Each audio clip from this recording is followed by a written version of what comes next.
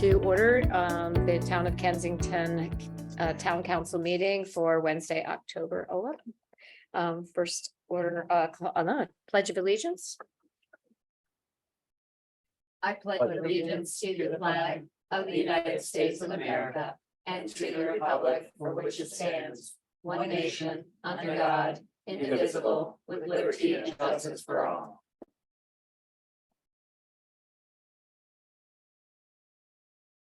Okay. Next item is a moment of silence.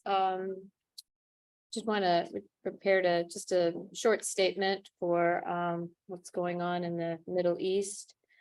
This past week, Israel was attacked by the terrorist organization Hamas. We condemn this unprovoked attack in the strongest possible terms. The town of Kensington extends our deepest condolences to the families of those killed and sincerest sympathy for those who remain hostages. Many of our residents, especially our Jewish residents, have connections to the region. Our town stands with them this evening.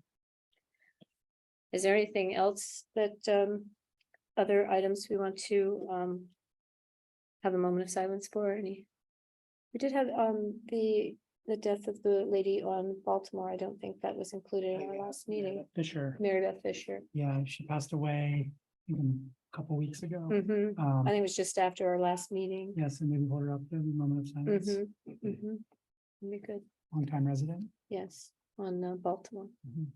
Okay, we can just bow our heads.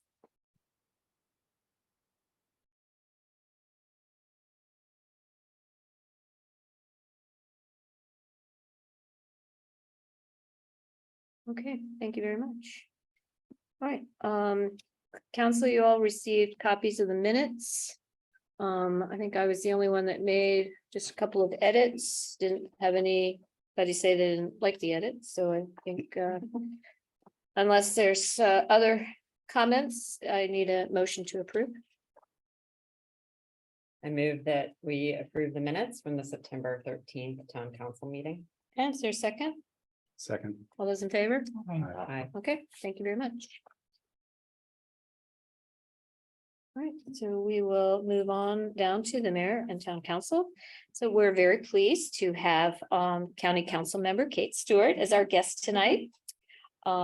She reached out to us and we were delighted to be able to have you join us. So Kate's going to give us a little update on some of the county topics and some legislative priorities. And then of course, we'll have some questions for her as well, and we'll open it up to the audiences. So once we get to that point. Great. Well, thank you very much. I'm glad to be here with all of you this evening. Just as a way of background, make sure everyone knows who I am who may be watching. So I am the new or new-ish, I guess that we're coming up on a year now, county council member for District 4, which Kensington is a part of. As folks will remember, last year, because of redistricting and the addition of 2 new council members to our county council, we moved from 9 to 11. The lines were redrawn, and so District 4 now includes North Bethesda, Kensington, Garrett Park, parts of Chevy Chase, and Silver Spring, pretty much inside the Beltway. So I'm glad to represent Kensington, but I have to say I'm not a stranger to Kensington, nor to all of you on the town council, since I served as the mayor in the city of Tacoma Park for 8 years prior to joining the council. I have the privilege of being one of 2 of the new council members who received a chair position on the county council. So I chair government operations and fiscal policy and can give some updates from that committee. I also serve on the transportation and environment committee. The other hat that I wear at the moment is this year I am the board chair for Metropolitan Washington Council of Governments. That is an association of 24 jurisdictions in the Washington, Maryland, Virginia area. And on that, some of our priorities have been metro funding right now, as we're looking at the fiscal deficit that Metro is facing. So bringing together leaders regionally to see what we can do on that, and also working on regionally unhoused and other priorities such as climate change and transportation. So happy to talk about that as well this evening. Going to the committees, on Go, one of the things on government operations, as chair of that committee, I was able to sit in on the meetings with our rating agencies this summer, and I am glad to say that we once again in the county received a AAA bond rating from each of the 3 ratings agencies. It was very helpful to sit in on those conversations to hear the questions they had and their views of the county's fiscal health. And so, I think it was very important in some of the work that we've been doing on government operations and fiscal policy, which is keeping our debt at a good level in the county, as well as making sure that we are planning for the future, given that we received, as many areas did, federal money under COVID. We need to make sure that moving forward that, we don't assume those ongoing costs in our base budget. And so that is some of the work that we've been doing on government operations and will continue to do. The other thing the rating agencies noted was the excellent staff we have in the county. And so both on the county exec sides and the Office of Finance and also the council side. So having the AAA bond rating is very important for us because that means that we can actually borrow money at, cheaper, which is very important as we look at the needs for our schools and our transportation projects to make sure we keep those moving forward. The other thing that I've been working on government operations is making sure we have more transparency when we receive special appropriations, particularly from the county exec's office.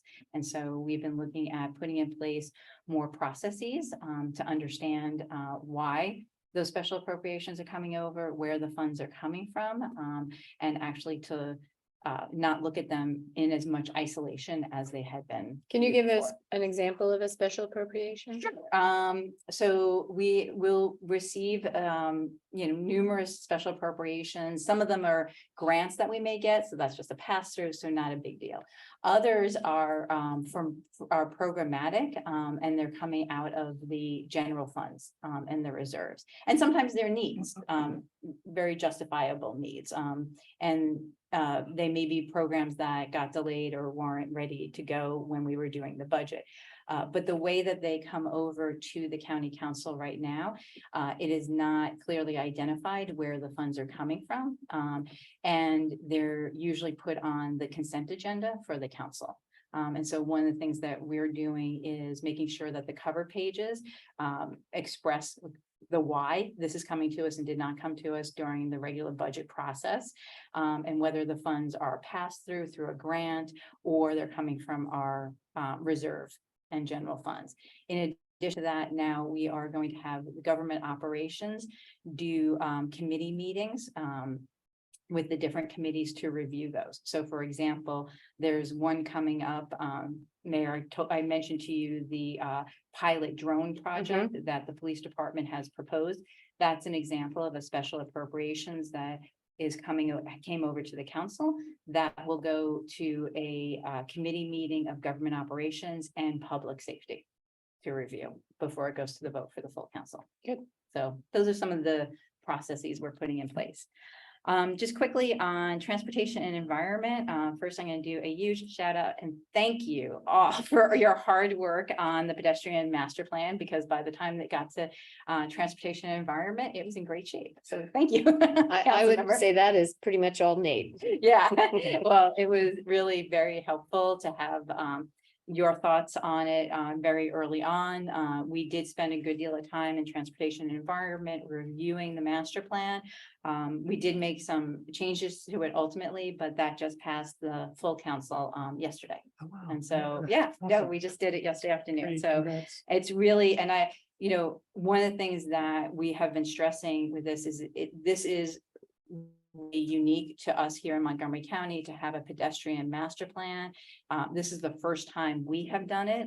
And I can't say for surety that we are the first in the country, but I think we might be. It's pretty close, probably, yeah. And it is really looking at how we can center and make sure we're prioritizing pedestrian safety, but also pedestrian experience, which is really important to making our communities livable. Well, we can ask this question later, but there is some sort of issue though with competing issues with bike and pedestrian. And I know when we talked to, is it Seth that did the bike or the pedestrian?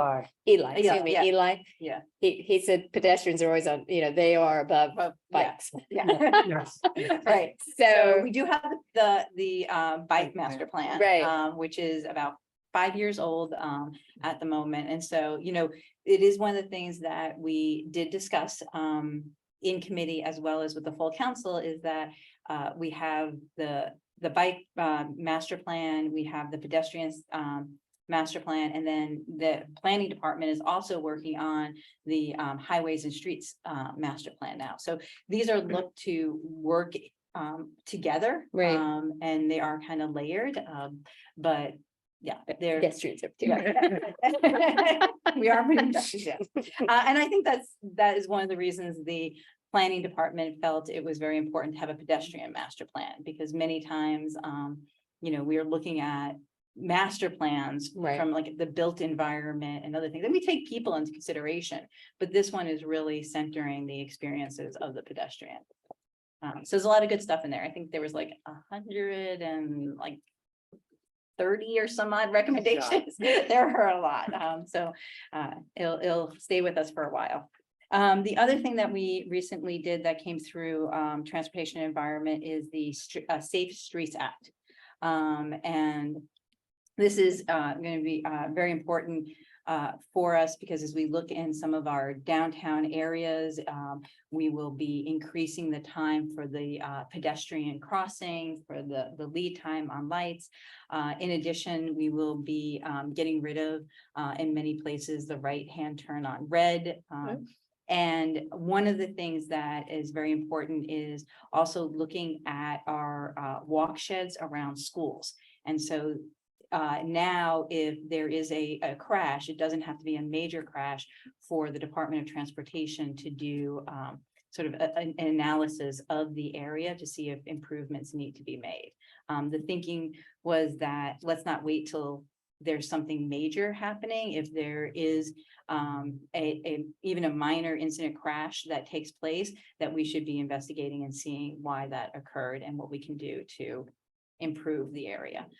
We've been doing a lot of that work, and I also sat in on the Public Safety and Education and Culture Committee that had Montgomery County Public Schools come and talk about their bus routes, how they select their bus routes, and their bus stops. And that was also a really helpful conversation that we're following up on a number of things, because one of the things that became really clear is that the way they evaluate bus stops is this a good location necessarily for the bus stop for children, students to be waiting in this location, but it's the sight lines getting to the bus stop.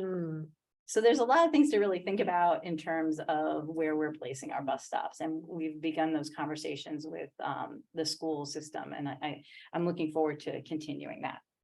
I know you want me to talk about leaf blowers. And it did pass, it is signed into law.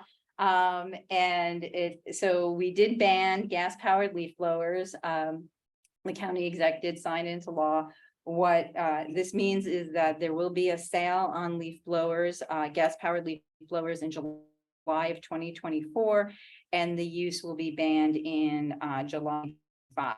The Department of Environmental Protection is writing the regulations right now, and they will come to us in March for council review before they are voted on.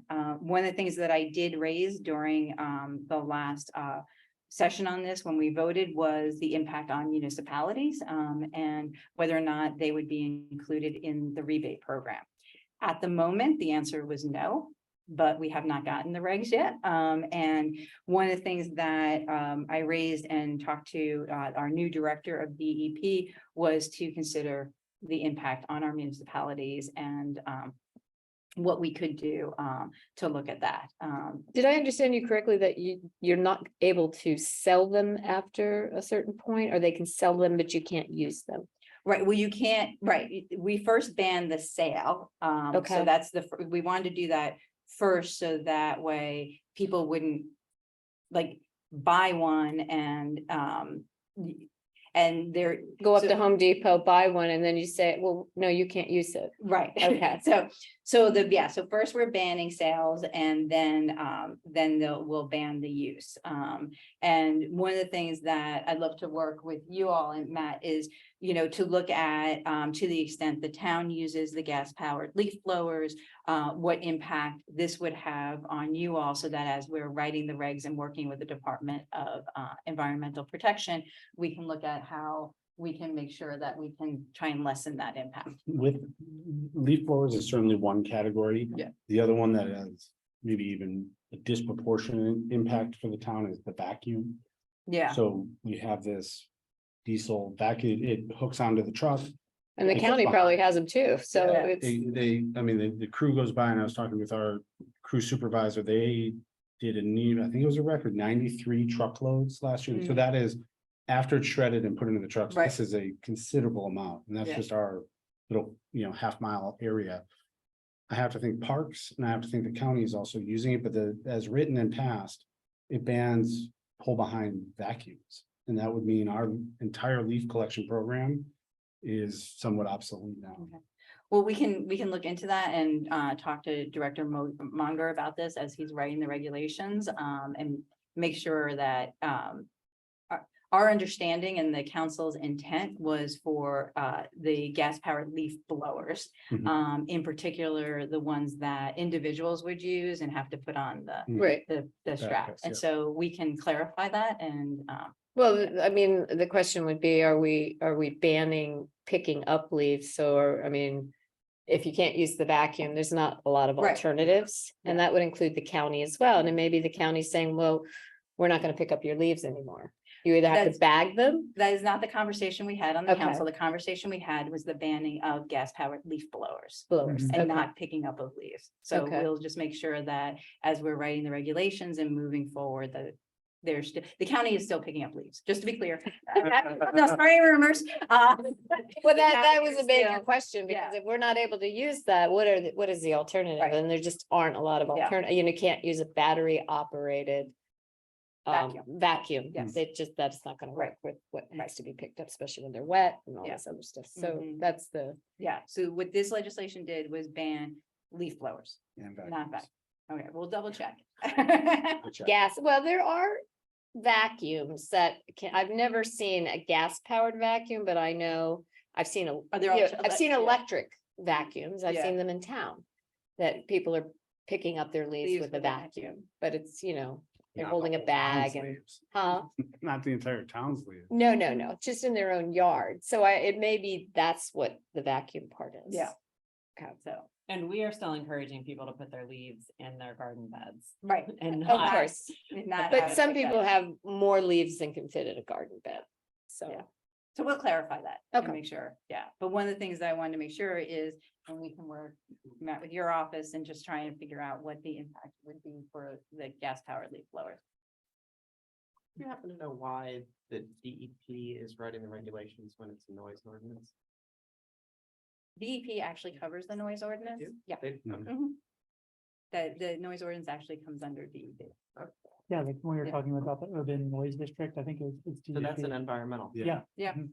And it'll be enforced by them, Mhm.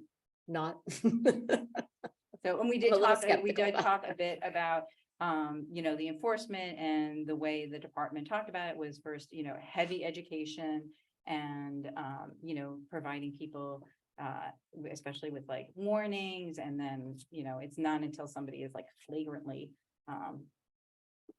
not following the law. But I'm happy to have, Director Munger come and talk to you. Well, I was in part of it because as the bill was going forward, was looking at just Home Depot to see what they sold. Yeah, And it was interesting to me that I could find a gas powered blower that registered at lower than 60 decibels. But I also found battery powered that Mhm. registered at higher than Yeah. 60 decibels. Mhm. And it seems that if it's all about the decibel level, there are products out there, and I don't know if as batteries get more powerful, right? Will they start to exceed 60 decibels, and then what happens? Knows with with this that, all? yeah, If it's all about noise, then yeah. how do I know that my neighbor's battery powered one, right? It's not gas, but it seems awfully loud. It may be 70 Mhm. decibels. So it's a step, but like, as this moves forward. Yeah. But I don't think it's actually being framed. I mean, That's it. it's how it is in legislation, but how they described it when they pushed it out, it's about. But the it's about legislation is what it's about the matters. greenhouse gas emissions. is But what that's it not is. what the bill is I don't about. think it is. That's boy, I always hear It's about noise. I think it's, It's right They here. named both. Well, I hear The way noise. we could legislate it is through the noise ordinance. The impetus for the legislation was noise concerns, greenhouse gas concerns, and also health concerns. Particularly for the workers who use this, the inhaling of the gas fumes, as well as what it does to people's ears Mhm. and hearing. And so the vehicle through which we could regulate it was the noise ordinance, so that's how we did it legislatively. But the impacts are multiple. It's the environmental impact on the climate, the health impacts, and the noise. And I will say we did have, our Department of Parks as well as our Department of Transportation has been moving in this direction. The Department of Parks just did last week a kind of like an expo of showing all their landscaping yard equipment that they have moved to electric. And we spoke with a landscaper who, I forget the name of the association, but it's the Regional Association for Landscapers. And they've been, ever since Washington DC put in their law, they've been moving towards using electric, not just for leaf blowers, but for other things. And they're actually having a group from California come to the DC region to talk to landscapers in the region about how to make this shift from gas powered to electric. How does that word get to the individual person who's doing landscaping instead of a big company, Yeah. like Shore or something? So that's one of the things that we talked a lot about on the council. The Department of Environmental Protection right now is doing a survey of businesses to gather more information than they did in their sort of work they did prior to this. When Director Munger came before the county council, he had a long list of outreach that their department is going to be doing to make sure that we reach not just the large landscapers, but the smaller ones as well. Included in this was reaching out to particularly Spanish language media, because the landscaping business has a large proportion of Spanish language business owners. So that's part of the plan. So I was curious when you were describing the California group that's coming here to meet with the association and doing the expo of equipment that the Yeah. local transportation and parks division did. Could we send one of our town staff members to one of those? We to learn about? we have the gentleman's name. I was actually connecting him to staff at COG. Okay. So that they could do that, but yeah, we're more than happy to, he actually, the gentleman's name who is escaping me, his company's name Air, AIR. And he lives and they work out of Rockville. So they're right here.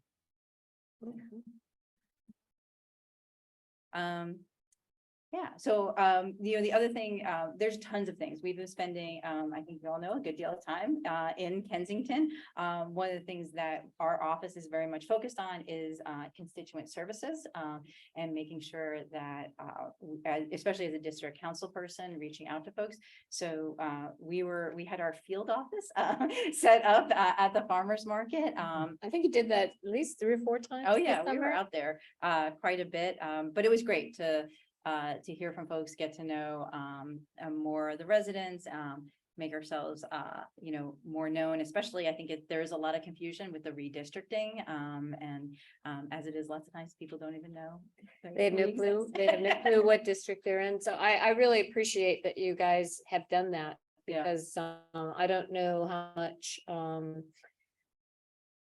people I've seen a few people, so I hope you feel it's been successful and you'll want to continue to Oh, do yeah. it. If you let us know when you're coming, we can certainly promote it, Yeah. that you'll be out there. Oh, that'd be great. Yeah. Yeah, so you can just let the office know and we'll include it. People know if they've got a problem, they can, Right. oh, I can head over to the farmer's market. You know, I know we've met before, to talk about, different issues. And so we just want to continue that relationship and just know that, particularly having been in municipal government, I want you to know you definitely have a champion, on the county council. And so, if there are things that, we can do for all of you, please reach out and let us know. Can you just touch a little bit on the police issue with so many that are getting ready to retire and what Yeah. the Mhm. what the plan is, and then possibly touch of whether there's has there been talk about putting policing back into the schools? Is that There hasn't, so I'll start there hasn't been conversations that I know that I know we have the this what are they called now? CRO, the community resource officers. Mhm. That's what it is. It's community resource officers now in the schools. I'm not aware of conversations to change that. There's quite a bit going on with MCPS right now. So Right, there are a lot of other conversations happening. That is not one I've heard. Regarding our, police department, we've talked a great deal to Commander Dom. I know there have been some issues, particularly here in Kensington, regarding the responsiveness of our police department. Since we've been in office, we've had close communications with Commander Dom. And as things have come up, try to address them. We've also done ride-alongs to make sure that we are connecting, not just at the commander level, but with our police officers to see what they need and how they're experiencing issues. Overall, looking at the capacity of our police department, like across the country, we are experiencing, vacancies in our department. One of the things that we did last year was have a $20,000 signing bonus for officers, and that did help increase. I think the class that we have going through the academy now is the largest that we've had since COVID. It's still not up to what we need. So I think that is something we continue to talk about. How do we attract officers? We do have a very successful cadet program that is a way of getting younger people into see policing as a profession. And actually, today was our COG board meeting, and we actually just had the regional report on crime and policing. And this is an issue that is across all the jurisdictions. right, it's not just here. It's not just here. And, we talked a lot today at our board meeting about what are some things that we could be doing in the region even to do this. So that is something that I know our police department, our chief is looking at with the county executive, and regionally the committee of chiefs is looking at. For example, one of the things that came up today was departments kind of taking from each other. And one of the things that the chief who now heads up that committee did say that is a conversation that the chiefs have been having. So to have friendly agreements about when you kind of poach people from other departments. Right. I will say that particularly, I think during COVID and after, there is a great deal of regional coordination that is going on right now. As we know, particularly property crimes have increased in the region, and carjackings have gone up.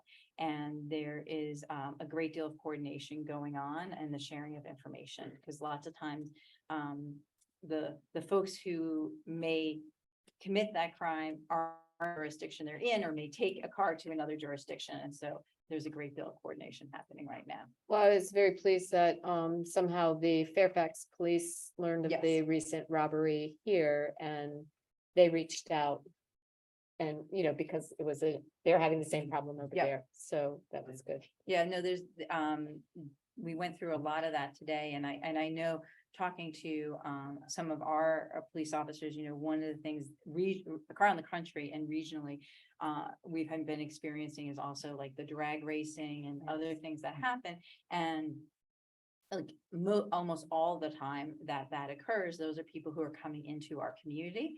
And they actually like send out scouts ahead of time to see, is this a good location? And they have increased their monitoring of social media and communicating with, different jurisdictions, so.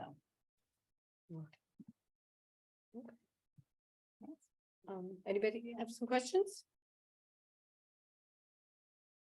Covered a lot. Well, I would say we're coming up on a CIP Yep. season. And it's a full CIP, right? Mhm. So everything's on the table. Where, especially after coming out of your geo meetings, and what is, first of all, the AAA rating agencies, and they talked about the long-term fiscal health of the county. What were some of the comments that they made?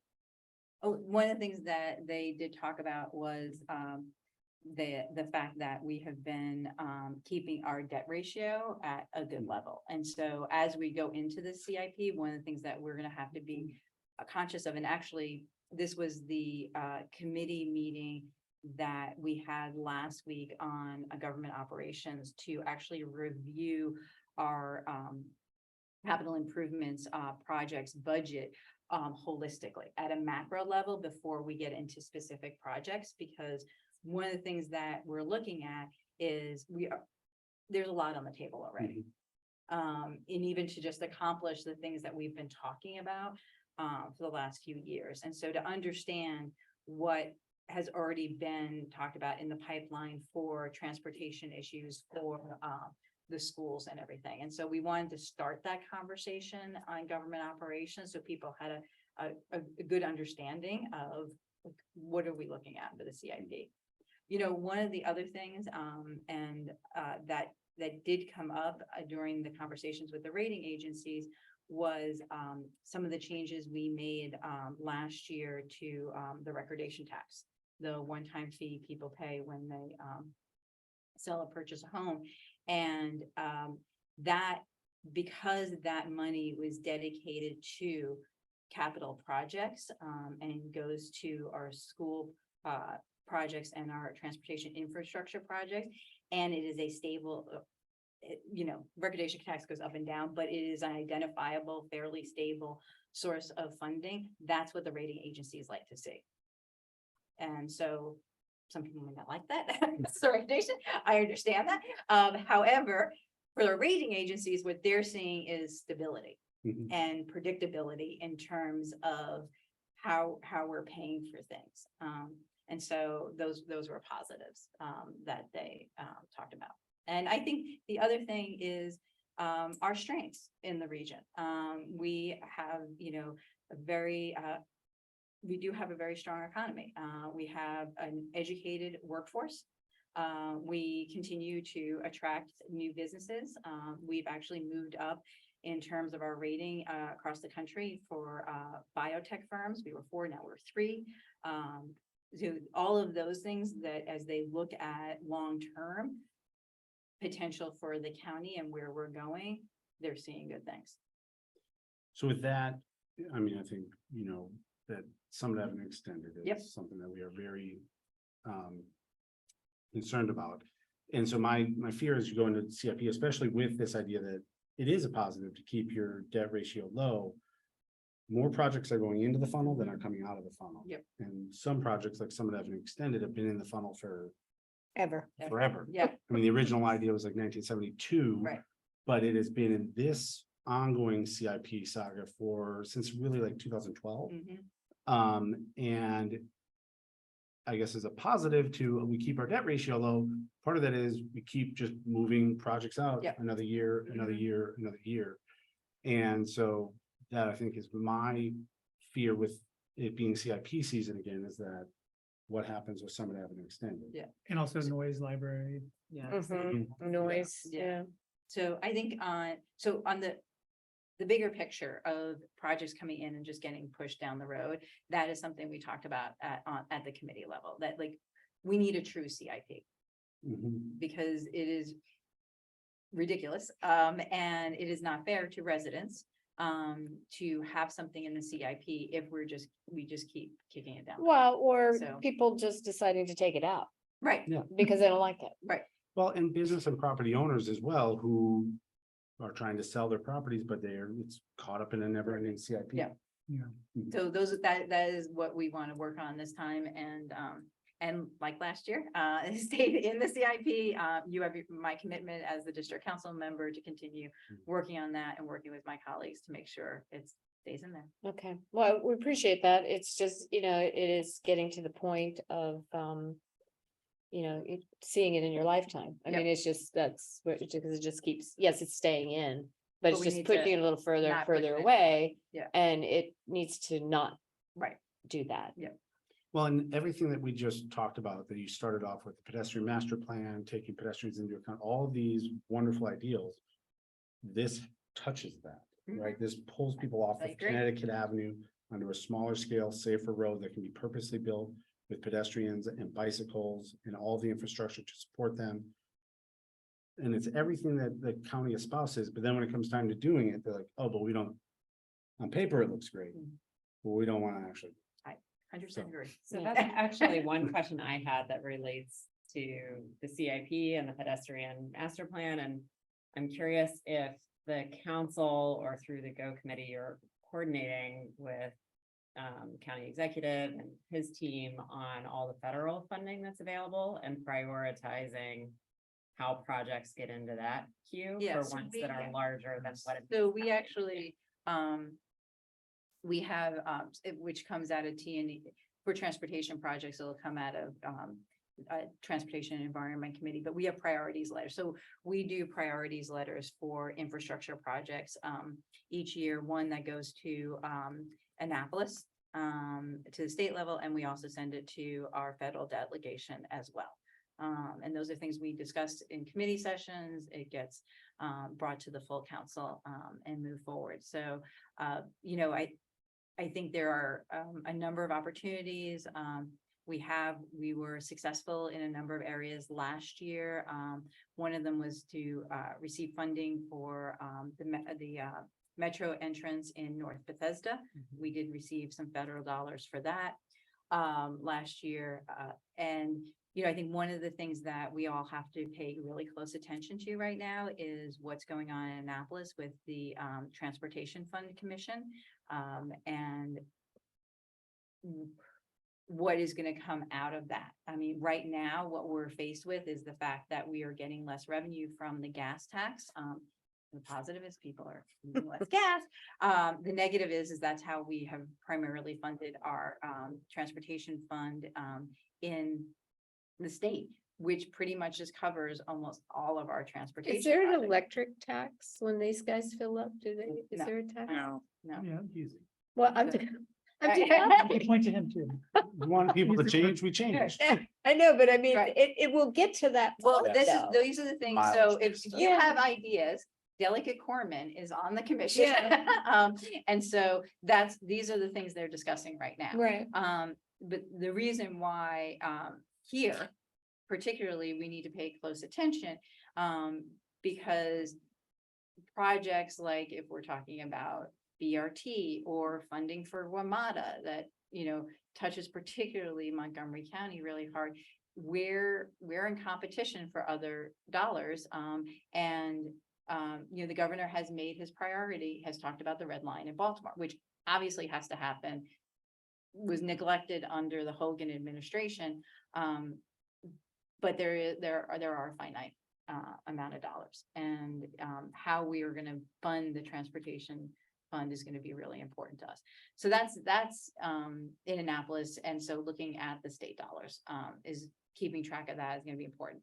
And then at the federal is once we start getting together the if Summit Ave is at a place, I don't think it was at that place last year. But once we are at that place to do that, we can talk about and talk to other members of the county council. Is this something that gets moved into that type of priorities letter. Yeah.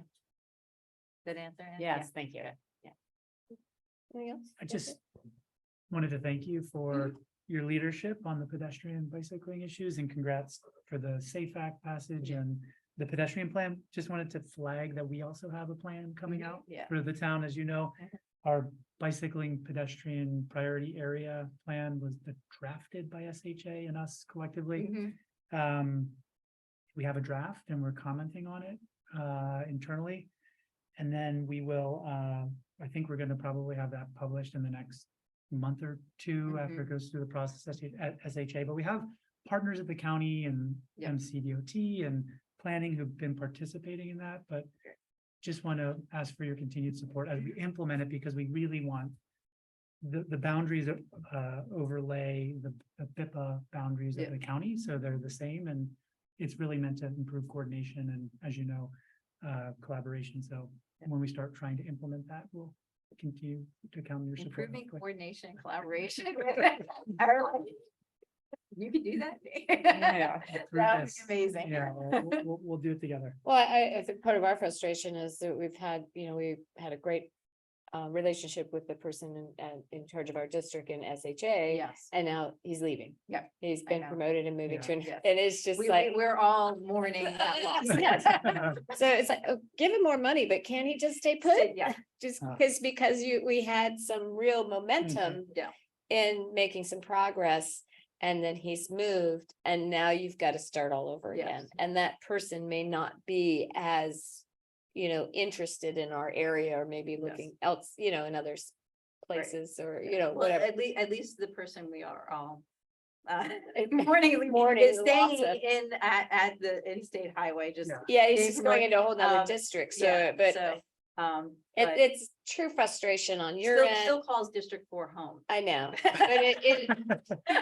it's, the changing of, we haven't had this problem really with MC Dot, but it's very frustrating It's on the very state frustrating, side. yeah, on the state side. Yeah. Believe me, I understand completely. When I was mayor, you would just kind of get a relationship, get somebody to understand the area, understand the complexities of it, and then they. And they move them, It's really. and then you're starting all over again. And, so, yeah, it's really Well, frustrating. we'll be doing it together this time. Okay, So. good. Good. Thank you. Any other questions on the council before we open up? Okay, we have a few people in the audience. Does anybody in the audience have a question in person for Councilmember Stewart? No, anybody online have a question? John, I see your hand up, John Gerson. Unmute and. Yep. Okay, I think I did it right. Yes, Yeah. we Hi. see you and hear you. Okay, hi, thank you to Councilmember Stewart for taking time to come out to meet with folks this evening. We really are very fortunate to have her, I think, representing us on the county council. So the question I have relates to the 10220 Frederick Avenue apartment complex, which was formerly owned by the Mormon Church, the Brookside Apartments. And I know that the town leadership had really pushed for it to be affordable housing. And unfortunately, Montgomery County did not come through the way we had hoped. So we sort of had a missed opportunity to have the county work in partnership with the town to purchase the property and create affordable condo ownership in our community. And so I guess I wanted to ask Councilmember Stewart if she could provide some insight into what didn't come together and how we might be better prepared should there be another opportunity in the future. Thank you. Thanks, John, for that question. So I feel like I came into office kind of at the tail Right. end of that. You did. So I'm not sure. I can't really speak to, though I do have to thank the council. I mean, I know you all were so committed to that project. And it did work with the mayor a bit to try and clarify some legal questions with the county attorney, but unfortunately, the clarification didn't exactly go the way we wanted it to go. I still don't think it should. Yeah, I know. have gone that. So it's hard for me to speak to, the county's commitment prior to my taking office. What I can say is moving forward, you have the commitment of our office to be a true partner in working on these types of projects, and to, help as much as we can push the executive's office. Well, are you going to change the wording in the law that would make a religious organization that if you put something on the market, you have to, the county has right of first refusal? Yeah. And that's one of the things that we have to work with the county attorney on. Yeah, because so- that just made no sense to Yeah. me that when you are, even if you are a religious institution, why you still don't have to, yeah. Yeah. That didn't make, I mean, if they were selling to another religious institution, okay, maybe Yeah. you could do that, but. I asked a lot of questions and I was unable to convince the county Okay. attorney of that, but Yeah. there are a number of things. I know we now have a newish director of our Department of Housing and Community Affairs and DHCA, and he's very interested in these areas. So Okay, well, just hate to miss another opportunity. Yeah. for that. And it also looks like there's pending legislation to allow the county to assign the right of first refusal to another entity. yes, that is something we're working on. Yeah. So Thank you. thanks, Don. Joe Campbell? Always good to see you in Kensington, council member, and I really think you've done a terrific job on constituent services overall. And your staff, I have found to be very friendly and earnest and responsive. There is one minor issue that has sort of slipped by the county, county bureaucracy is kind of not followed through on. I know your staff has been in touch with them. This has to do with with Kensington Cabin Park on the south side of Kensington. And we have periodic problems there with people running their dogs off leash. My little dog has been attacked twice over the years in this park with from dogs being allowed to run off leash. I think that this park could use a few more leash law signs, not that that's going to be an enforcement magic wand, but I think it would really be very helpful if some more signage were put up to remind people about the leash law. In fact, there's one sign on the western side of the park, one of the entrances from the west on the park, that has been removed or stolen and has never been returned or put back in place. And I've been in touch with your staff on that, and they say that the county park people are reluctant to restore that because residents are not following the policy anyway, which seems to be a backwards way of trying to work on this. But that's what the Parks Department staff reported to your staff. So I was just wondering if you might be able to give some renewed attention to that issue. And it's in Kensington Cabin Park, south side of the town. And again, a minor thing, but nonetheless pretty important, especially when your little dog is a target of attacks from larger dogs. No, Joe, I really appreciate it. And actually, I should say that my chief of staff and my deputy chief of staff are with us this evening. And, I'm always a true believer of kind of going back again and requesting and asking again if we could address this situation. I would say I personally have a dog as the mayor. We all have dogs. We all sir. have We're all dogs. dog owners. And I have to say, as somebody, as a dog owner and somebody who's a runner, people not having their dogs on leashes actually is something that can be really scary, even for somebody who very much loves dogs and is around dogs, because you never know how they're going to react. And so I'm sorry you've had that experience. But we will go back to the Parks Department and see if we can make some progress on that. Yeah, that'd be great. As they say, it's a small ask, and I know your staff, in particular, Paul Ellis, has been working on this. And it seems like, from my vantage point anyway, that the county bureaucracy has sort of just said, this is not something we're that terribly interested in.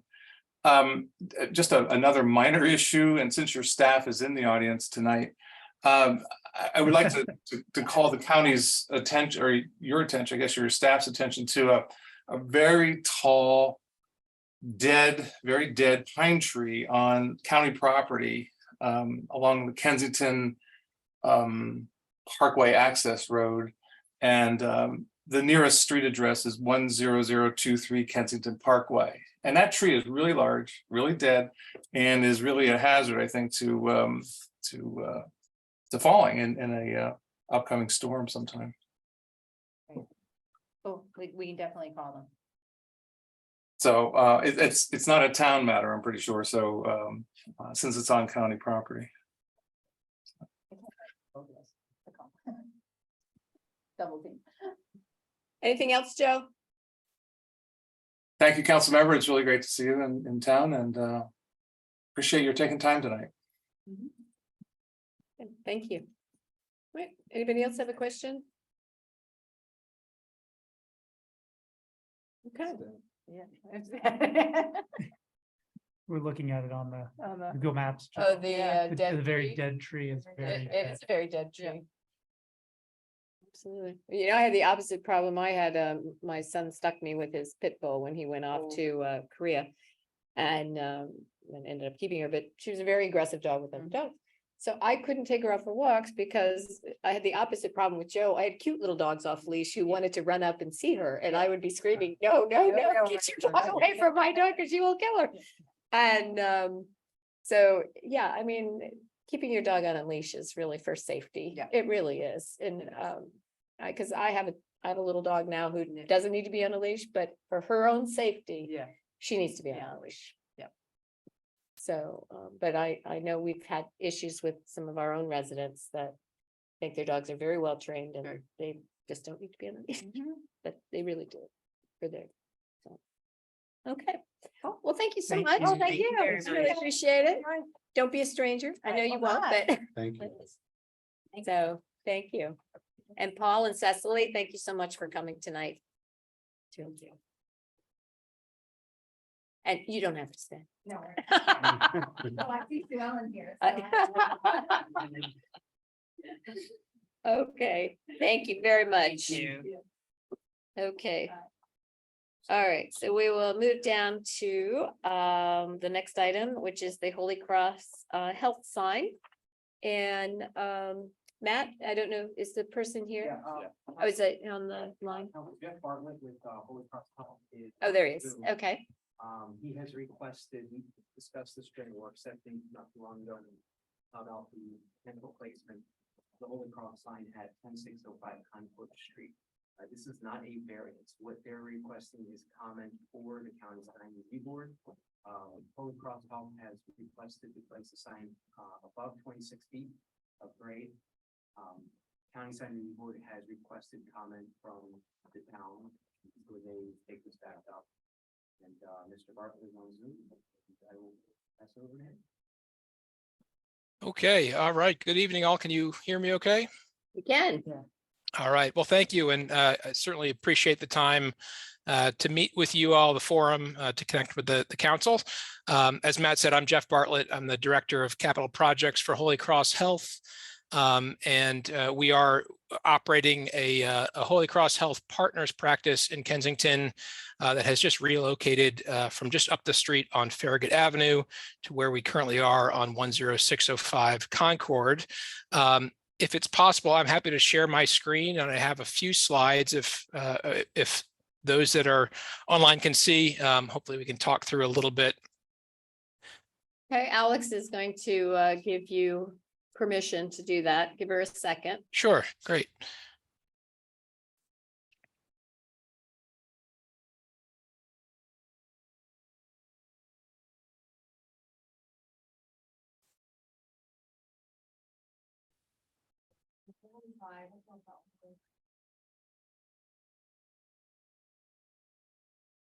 Hey Jeff, you want to try sharing your screen now? Sure, it still says host has disabled the participant screen sharing.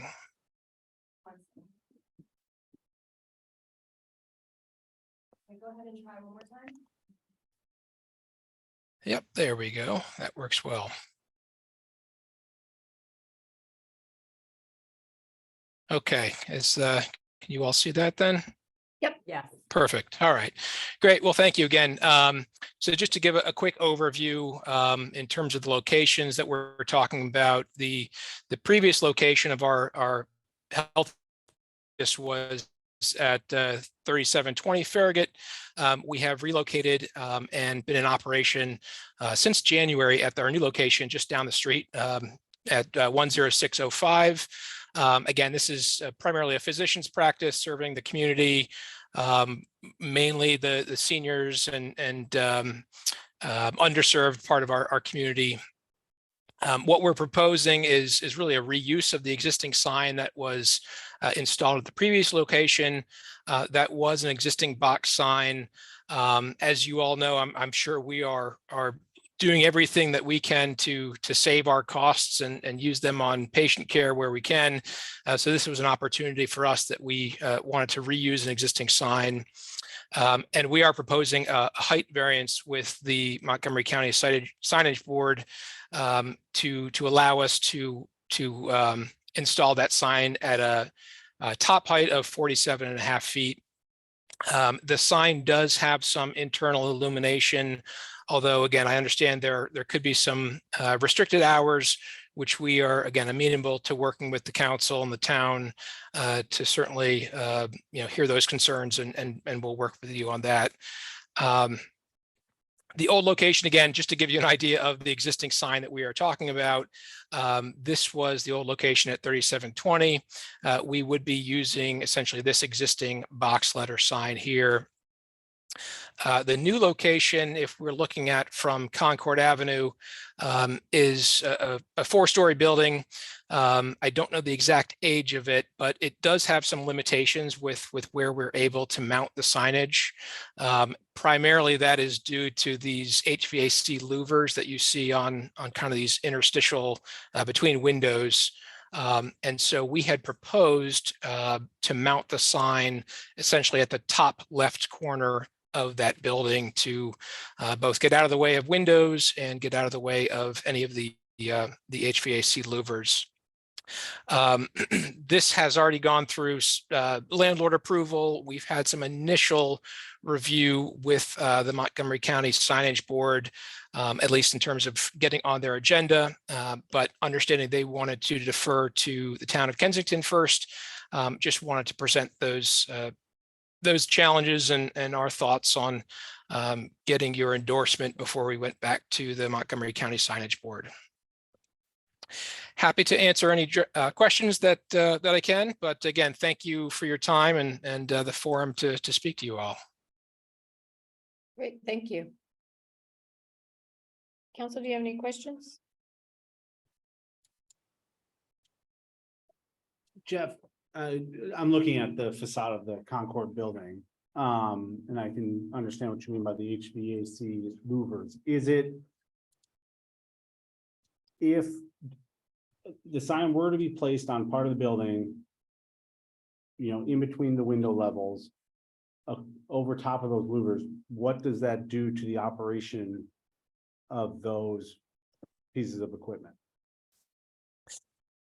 Yeah, that's a good question. And quite honestly, I'm not sure that I can fully answer that now. I would need to speak, probably get more of an opinion from the building engineer and from the landlord on that.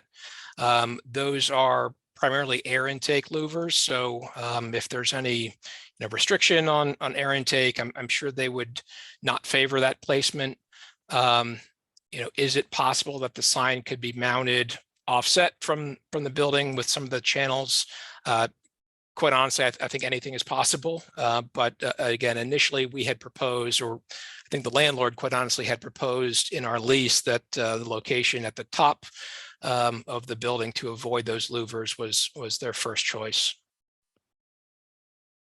The new sign,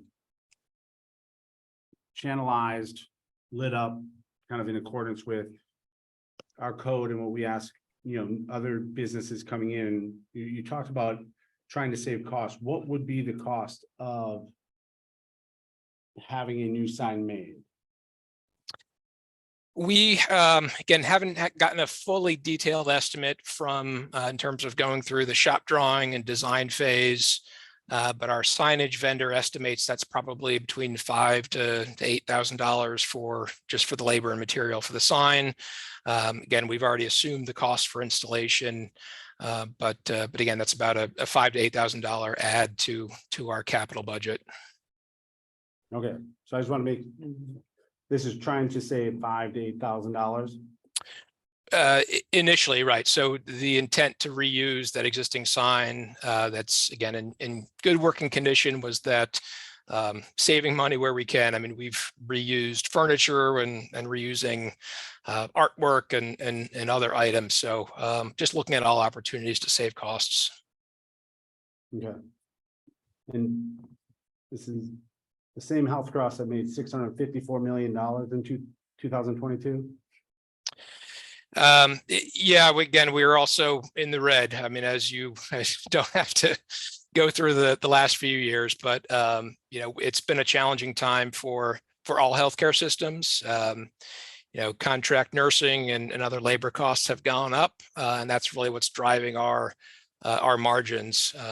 Certainly, I would love to love to say we have a lot of extra costs.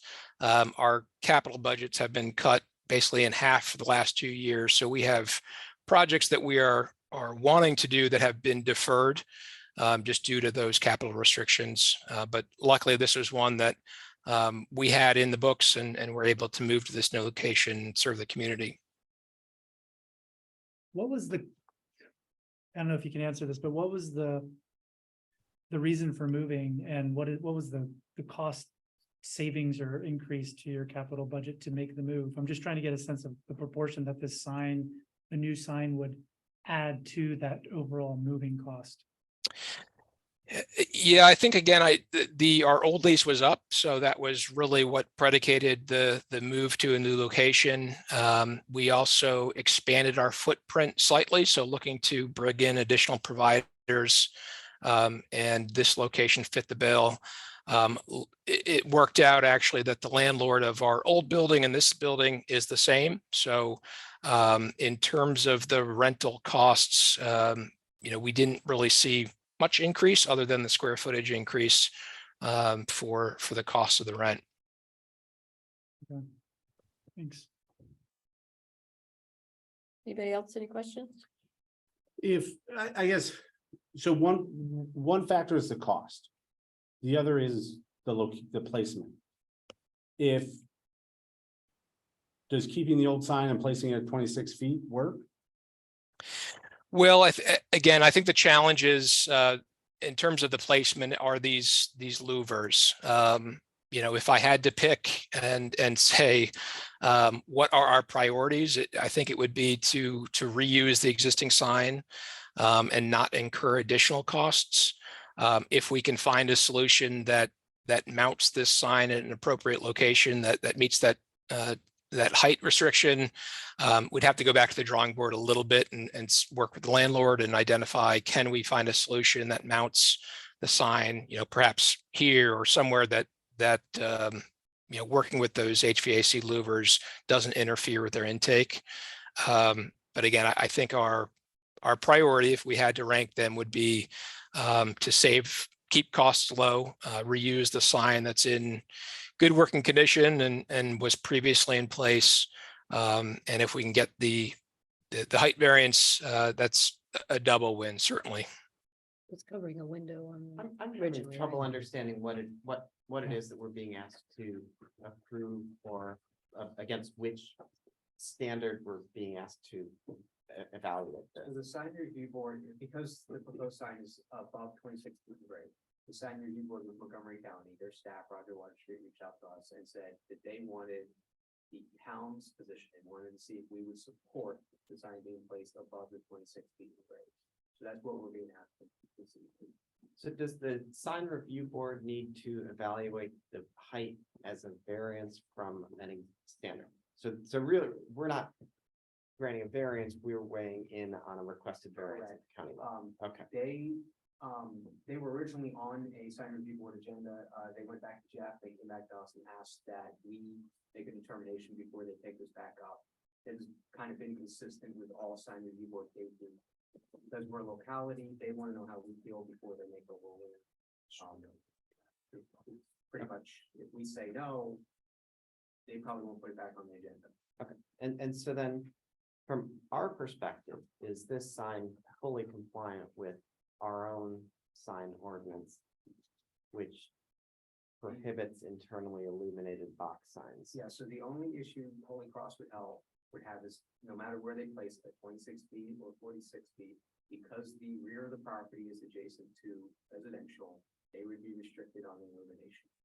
It would have to be turned off by either the close of the business or 10 PM, whichever comes first. Even though the sign is not facing residential. Because the way our code reads is abutting, confronting, or conforming residential property.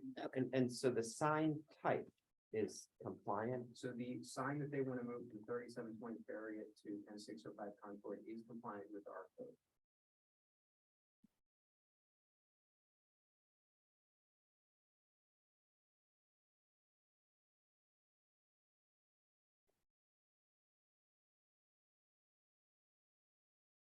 Any other questions?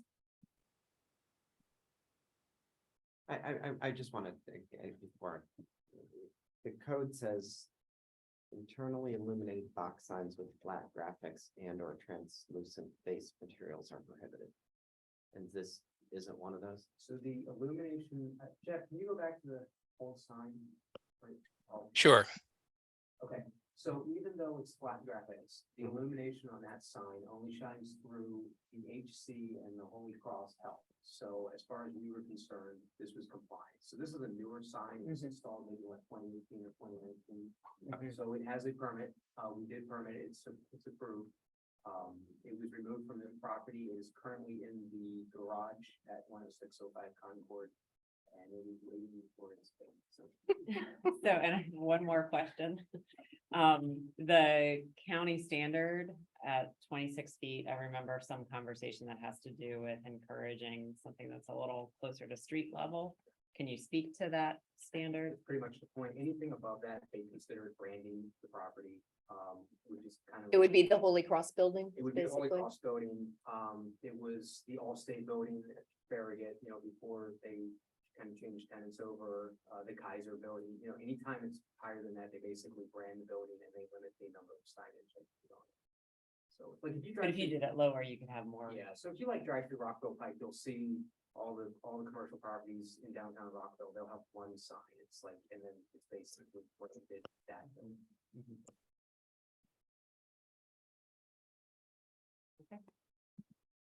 How much of the building is Holy Cross occupying?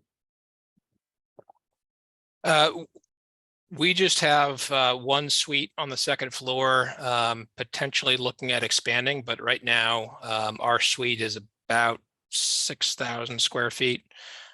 So it's certainly not a majority of the building. The But majority of the floor? the majority is just general offices. There's a number of other commercial offices in the building. No, I'm saying on the second floor that you guys are occupying, what percentage of the second floor are you occupying? I'd say roughly 50 to 60% of the second floor. So and it's a 4-story building? Mm-hmm. So for Correct. 1/8 of the building, you guys are branding this as the Holy Cross building? Well, we'd certainly love to. I mean, again, I think it's for us, getting visibility for patient wayfinding, identifying the location is important for us.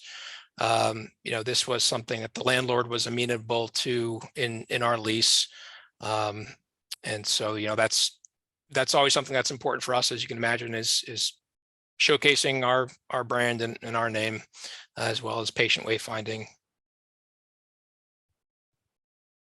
But showcasing your name and your brand has a value, correct?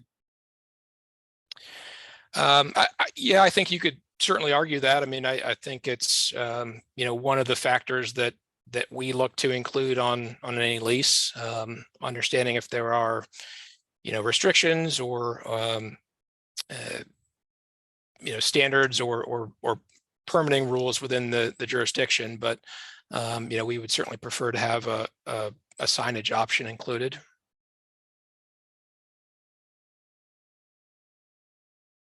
I'll give my Sure. view, I guess.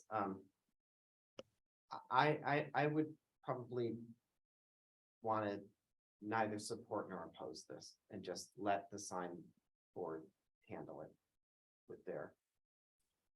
with the understanding that the illumination would go off when the office is closed. Because if the purpose is wayfinding, as one of the purposes, nobody's wayfinding after the building's closed. So if Or office hours. if off the, excuse me, after office hours, the sign would go off But is it So the 6 office hours for for that building, for that. the building? For or the for- building. That's why I'm asking, for the First. office hours, For what? The for the whole- doc, no, for the doctor, for the practice. So if It they're is, off for the business that has So the sign. if Yeah. their office is closed at 6 p.m., the light cannot have illumination past 6 p.m. If their, business stays up later, it's 10 p.m. Okay. The way our code reads, so. That's just my. So based on their posted hours, that'd be 4:30. So it would why never- bother to have a never be light? lit. Jeff? I'm sorry, I may not have heard that question fully. So the way our code reads, any illumination would have to be turned off either at the time that your business closes or 10 p.m., whichever one comes first. Mhm. And Holy Cross Health Partners in Kensington has posted hours that your offices close at 4:30 p.m. So that's earlier. That's the earlier of the And what time do two, they open? 8 a.m. Yes, it would never be lit. So when would it be illuminated? Well, again, I think it's, this is something that we're amenable to working with you all on. The sign does have that illumination, so that's how it is configured. Would it be normally lit during the day? I think that's dependent on if it's tied to a photo cell or if it's hardwired in directly. You could make the argument, right, that if it's tied to a photo cell, then it may never come on during normal business hours. Appreciating that's not a need for us to shine a bright light in the middle of the day. I don't know if there are other times, then maybe it's overcast or cloudy, or you've got a solar eclipse that might turn it on during daytime hours. But normally we wouldn't plan to illuminate it. Well, I think, what we're saying though is you probably would never illuminate it because there's no need to have it on during the day. And then you're closed at 4:30, so when would it be on? Right. Again, I think that gets down to the question of if it's, again, tied to a photo cell or if it's hardwired in. Again, this is not something I don't think we necessarily, it's not our highest priority to have it illuminated. I think this sign was configured to have LED backlighting, but again, it's not. If that's a concern, we understand that and certainly don't want to impact the residential areas of Kensington. Okay, I mean, to me, since we've confirmed with Matt's help, the sign is compliant, it's a relatively recent sign, it's in working order. They would agree to operate within our code and not have it on at night. There's not an issue with using the existing sign. Not Not at 26 feet. Not at 26. Right, it's just the question of Darren is saying not take a position. I would be interested in knowing if it's feasible for them to put it at the 26 feet. It Mhm. wasn't ruled out from the conversation and looking at how it is in the previous location, it was at a lower level. And it's covering windows. Or at least 50% of one window. Yeah, and I'm inclined to agree with Anne, because I guess going back to a point you made, Darren, around the occupancy of the business within the building, and it's 1/8 of the total space. And there's I don't know how many other occupants or other businesses within the building. Do you know? I don't know offhand. I mean, I think it's less than 8, maybe. That's just a kind of a guess. Yes, and more than just a handful. So what's stopping the other businesses from going to the landlord and asking them to also put a sign and then having to come back to us to then approve again, give our opinion that we are okay with them putting it at the top like yours because we set the precedent with this. So I'm just a little worried that that might happen and then it just, becomes out of control. In other words, why preferential treatment to you guys and the others don't get a sign if they would want one?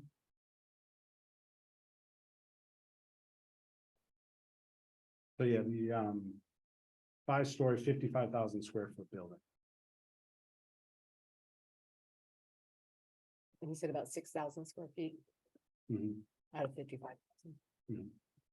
That is a small amount, really. Yeah, my position, reusing the sign, I mean, I think it's great that you're looking to save costs also because it's a relatively new sign, right? And you've already approved it. I do not have a problem with the current sign being used. My question to Ann's is at 26 feet.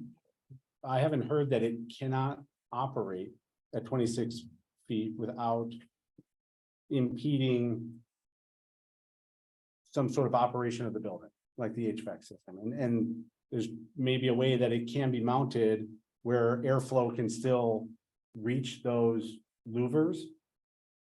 And so then I'm kind of wondering why it needs to be, but it's at 26 feet now on your current building. That seems to be working. It helps with wayfinding. So I guess my position would be, unless there's something that you can point us to as to why mounting it at 26 feet would be detrimental to the operation of the building, I think 26 feet is appropriate. Matt, a question though.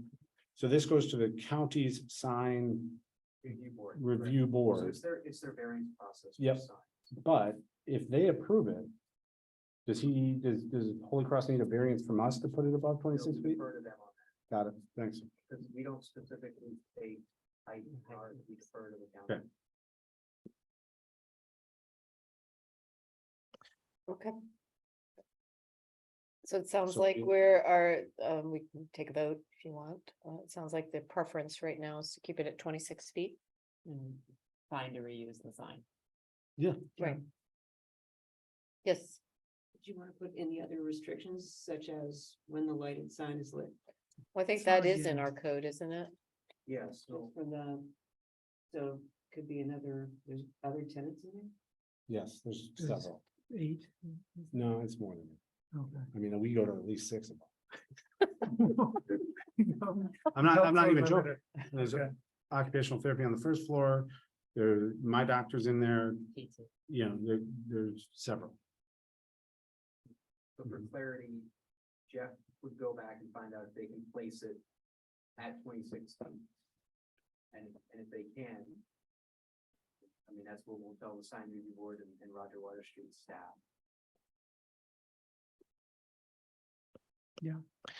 And if they can't, then we are not supportive at a higher height. well, You're saying. if I mean, they can't. and I don't know what, I couldn't quite understand the other three. I would say, I don't want to state a preference at the higher height. I'm fully on board with try 26 feet or below. Beyond that, the sign board can use its own discretion. I don't know what the three of you. Yeah, I'm okay with that. Yeah. I just don't want to oppose it at the top because I don't want to. So who is the person is it John Blick who will let us know if it's possible to do it at 26 feet? Is that who we're gonna? So Jeff, I'll reach out to John Black and we can communicate and see what the options are at the 26-foot height. And then once we know the answer, then I'll reach out with Mr. Water Street, his team at DPS. Let them know. Okay, Does anybody in the audience have a question regarding the sign? Allison, you will have to go up to just give your name and the street. It's bound to be too tall. Is this even working? Yeah. Alison Oppenheim, I live 10312 Armory Avenue. I don't see any other signs from any other businesses in this building. No, the only kind of sign is it's called the Concord, is it Concord Building? Office Center on the awning. Otherwise, there are no other signs. So But if the other businesses in the building don't decide, now they not, like, there must be public use of these buildings if you go to the doctor. So if they don't need a sign, why do they need a great big sign? And the second question is, if you're driving a car, you shouldn't be looking up to find where you're going. Can they put something in the garden there so that you can see? That's it. Okay, I want to know what the other business is, that signage, if I were you. You've got one question online, Jody, oh, Joe, Jody. oh, Jody. Jody, just unmute and ask your question. Yeah, I was gonna say the same thing as Allison. Can you hear me? Yes, Yeah, why can't they just do a freestanding sign in the garden? I mean, they're not a really large tenant, and I understand they put it in their lease, but they're really not a large tenant. My doctor is in there. There's a lot of other tenants in that building, and I don't understand why they need a sign on the building. They can, there's room in the garden there. They can just put a sign in the garden there, a freestanding sign. okay. Thank you. Any other comments? See any other hands? Okay, well, just for they are allowed to put a sign. There's just, the other tenants have chosen not to, and they are choosing to do it. So we're not saying they, because they are allowed to do it. We're just trying to decide where they can put it. So. But my point is, if we allow them to, or we support them putting it higher, and the other businesses want to put it. Right, they could add one subsequently, too, sure. They can then do it. Right, And right. it becomes a. Yes, absolutely. But we would, if I want to make sure, Matt, do you want to repeat what the council is agreeing to do, just for clarity? So we are supportive of the sign being placed at 26 feet using the existing sign, following our lighting illumination regulations. If the sign review board decides that 40, we will accept that. But our lighting would still apply in that case, so they wouldn't be able to illuminate the sign at 47 feet. But see, that falls into the category that other people could do the same then. Mhm. So there's a calculation, so the frontage of the building, I don't know what it is, let's say it's 50 feet. It's 112 feet, It's how much? 112. Okay, so they have 224 square feet of signage they can put on that building. And that includes a monument sign, a wall sign, any kind of signage. So it's twice the frontage of the building is the calculation for the county. Mayor, this is John Blick. Can you hear me? Oh, hey, John. Didn't know you were on. Hey, how are you? Good. I've been listening. I haven't said anything. Let me just clarify something. We control what tenants are allowed to have signs in the building and what tenants are not allowed to have signs. And thus far, the only tenant who was large enough for us to consider it was Holy Cross. So it's not up to other tenants to put signs on the building. It's up to us to allow them. Everyone would like to have a sign, but we have not to date, and there's no reason to believe that we would. It's a small tenant building. The next largest tenant is about 5,000 square feet. That's the pulmonology practice. They've never asked for it. When you go from that, the next largest tenant is about 2,500 square feet. So at 6,000 square feet, Holy Cross is definitely the largest tenant in the building, and I don't anticipate any other tenant, us allowing any other tenant to have signage on the building. Hey, John, it's Connor. How many tenants do you have in the building? I don't know exactly, but I'd guess maybe, 22, 23, 24, something like Okay. that. Yeah, that just A lot from of seeing the small board. tenants. Yep. Yeah, Jeff wouldn't know that, but there's a lot of No, I tenants know, when I'm you go not- into the other floors as tenants. I only look at the board because I can't remember where my own doctor's office is. Do we want to ask him where? Putting it? Yeah, Yeah, hey, that's since you're on, John, these air intake louvers. Is there a way, I mean, realizing to consult with engineers and other things, but what is the necessity of how they work? Could a sign be placed off the building, a couple of inches, that might still permit airflow? Do you know, is it possible that this sign could be mounted at 26 feet and be and operate without impacting the airflow? I mean, theoretically, it sounds like that may be feasible. We've never looked into it. This is the first time the issue's ever come up. The time we've had the thing, those are the like, it's like when you go to a hotel and you have a little box unit in the corner. That's what those louvers are, and they feed the air to come into the space. They're critical for the operation of the air conditioning for those units, and if you block them, it'll burn up the unit pretty quickly. So we'd have to be careful with that, but what's possible and what's not possible, I have no idea. Fair. Appreciate it, John. Sure. Okay, well, I think we should feel better that he's not gonna clutter the front of his building with a lot No. of signs, which is good. I Good. think that would be a concern. And maybe one day we'll stop calling it the Concord Building and call it the Holy Cross Yeah. Building. All right, so it sounds Oh like. yeah, that's one of the. If I could throw one more thing out there, Sure. so my background is I'm a broker, been a commercial real estate broker, office leasing broker in Montgomery County for 40 years now. When you put a sign on a building like that, it's not. I mean, maybe somebody calls it branding. It's not branding the building. The building still remains. I mean, if you drive all around the county, you'll see signs all over the place. That doesn't mean that the building changes name to the Holy Cross Building or whatever. It's just identifying a major tenant within the building.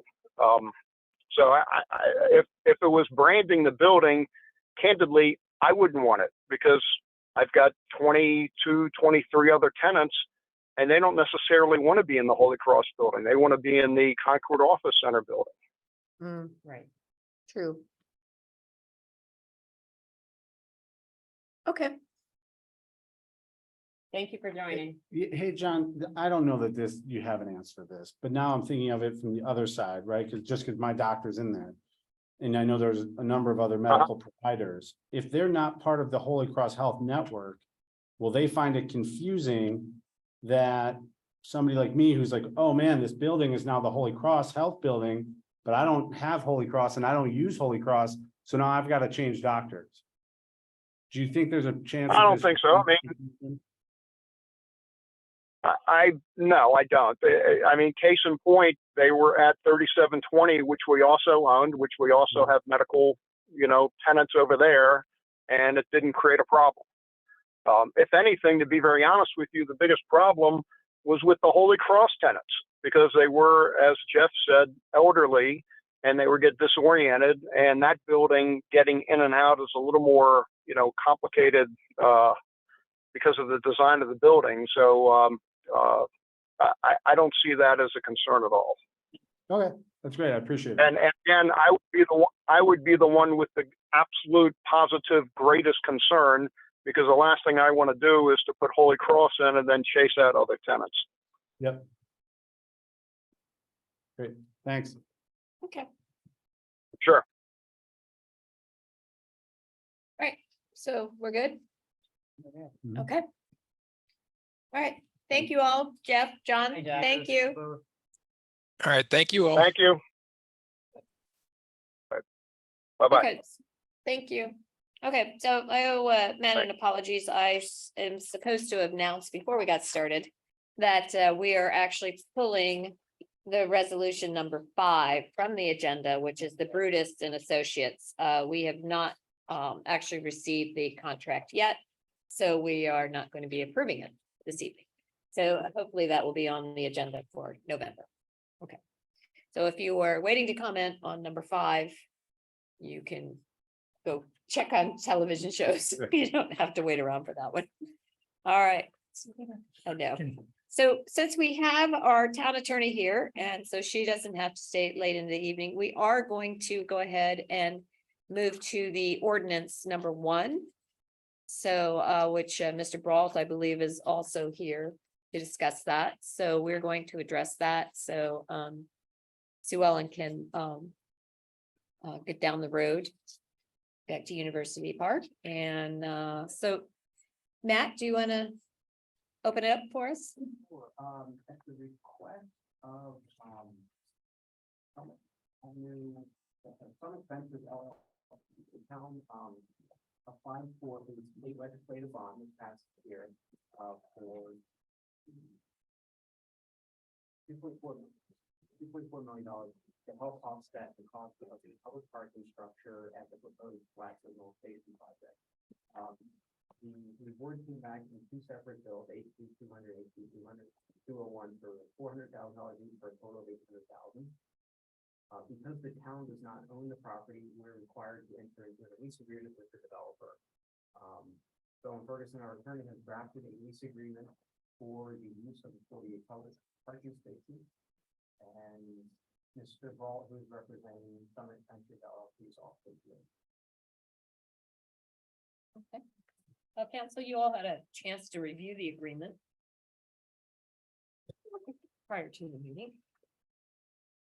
I think I was the only one to comment on it, I believe.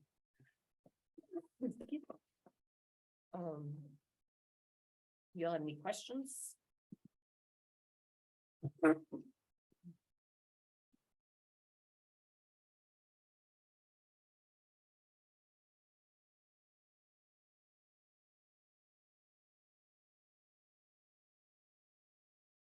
Will we see Exhibit A? It's referenced in the agreement several times, and I think last time we talked about it, and I just wasn't sure what is Exhibit A. Yes, we don't have all that yet, but it's going to be something that will identify the area. Okay.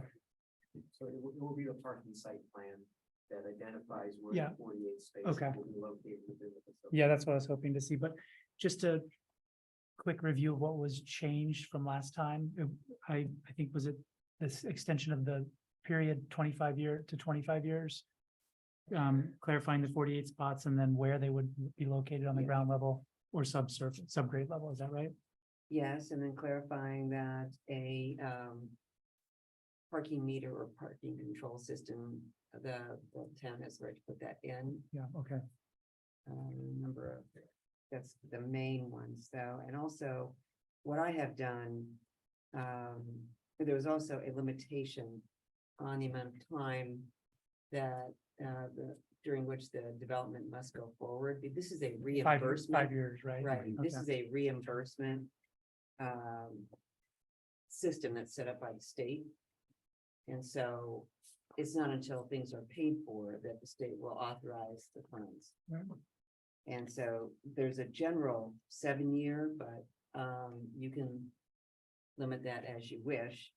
And that the 5 years is in there. We also are noting now in paragraph 3 that if in fact the work is not done within the period of time, that this automatically is going to void a requirement for payment and ends the lease. Okay, thanks. Any other questions?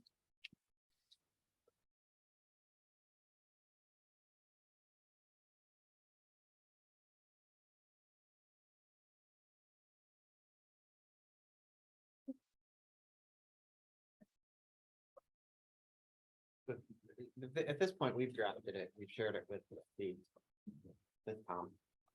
And we're waiting to hear back. Yes, my suggestion also, it's not all that usual.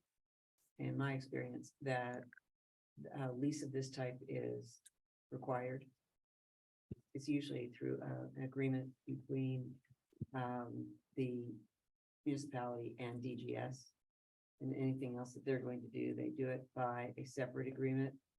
But DGS appears to be requiring this because the land isn't owned by the town. And so they're gonna want to see it also. And it would be a good idea to send it to them, but we wanted to get an idea as to what the terms are going to be before sending it up to DGS for their review too. Okay. And if there are issues tonight that you think can get worked out, and I have good instruction as to how you would like them worked out, you can approve it in substantially the form attached. allowing for some negotiation of thing. If you wanted to do that, so it doesn't have to come back in front of you, or you can wait until the. Should we not get DGS to review a draft first and then adopt it?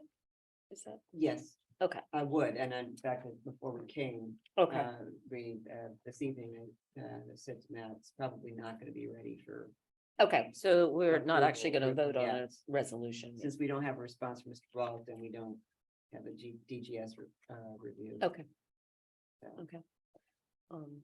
So, Well, since he's here, yeah, I was gonna say, Tom, did you want to make any comments? Did you want to do that at a later date? You have to go up to the podium. And just give your name for the record. For the record, Tom Brault, owner of applicant 10509 Summit Venture. I just want to start with sincere thank you. I know it's been a lot of work, Matt, so thank you. Town attorney, thank you very much for turning around the document. We haven't had a chance to read it, so we just got it this week. I know it's taken a number of months to get it out. It's been a lot of work and we appreciate it. So we'll give you our legal comments. And what I would ask is we didn't receive the first draft either. So the revisions that you guys requested. So I wasn't aware that you extended the term from 20 years to 25 years. We'll have to take a look at it and give you our comments. And we look forward to partnering with everybody to make it happen. And I think we'll have to try and wrap it up at the next session. Okay, great, Thank you. thank you. Thanks, everybody. Are there any comments from the audience? Not seeing any hands. Okay, all right, thank you very much. So we will go back Number 3. to number 3, the Halloween street closures. I think we were adding a street, is that correct, from what we normally do? Yeah, so we had a request from a resident on St. Paul Street, due to the number of pedestrians, along Scary area. I just remember the name Farragut either. Oh, what is Farragut does have a name, doesn't it? It's Freaky. Freaky Farragut? Dave Dave, Bodett, but it's not frightening, very.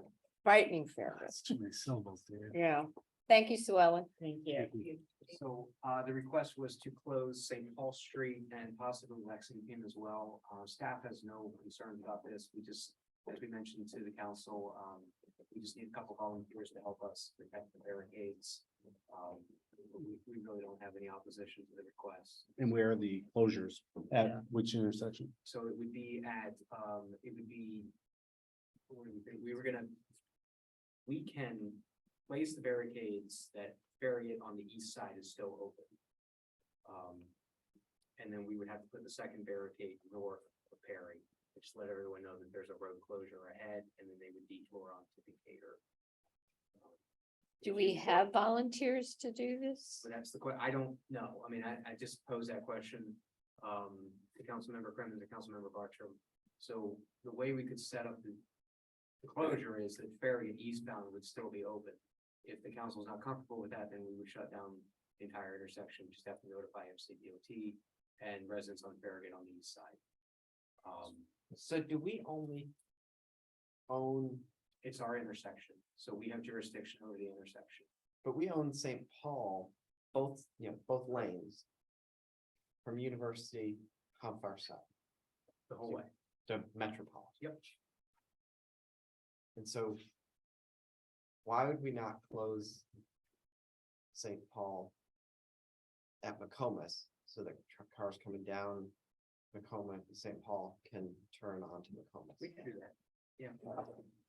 I just think that gives them a way out. If you put it at Perry, they have to back up if they go to Yeah. north. My only concern is really Farragut. So what's the Westbound vehicles coming from Farragut, we would just have to place something further up to let them know that the intersection closed if you want the entire. intersection closed. Farragut at McComas. Yeah, So, so if they're, you're saying if they're coming down Farragut, yeah. Again, not a concern of ours. We Right. can do it. We just need to know if you want the whole intersection closed, we just need to plan a little bit, let MCDOT know, let some residents on the east side of Farragut know. And then we just need some volunteers that will man the barricades, as everyone knows. Because people go around them. They'll go around, if one person moves a barricade, it's, you know, Yeah. it's over, so. Well, how has it worked in the past? Because we've barricaded both ends of Perry and both ends of Farragut. And I don't remember there being. So, Well, this was Mm. one complaint, but they took it to the county, I believe, and they- because they- they don't live in the town. They're in The the county, section of St. Paul's They now. actually sent it, To Kate Stewart's Kate office. Stewart's office, and Paul, her, reached out to us and let. Right. So, so we've done the barricades at the ends of the streets. Right. But left St. Paul and Lexington open, and what happens is between people trying to park on those streets. Not both illegally and legally. And then still travel the street, it is becoming More really crowded. unsafe, right? And just the sheer volume of people. It's overwhelms the sidewalks, so then they walk in the streets and Yeah, it's dark, dark. and then you've got people who aren't familiar with the streets. Who are driving, so the thought was if we can close the north-south streets that are coming. Where the traffic is coming off of University and off of Pliers Mill, it'll just create one entire. Pedestrian Bubble. safety bubble, yeah. So But what are we about- talking about closing St. Paul between University and Flyers Mill? Or between Perry and Farragut? I just don't. know Yeah, what the I mean, I closest see your is. point of doing it at McComas.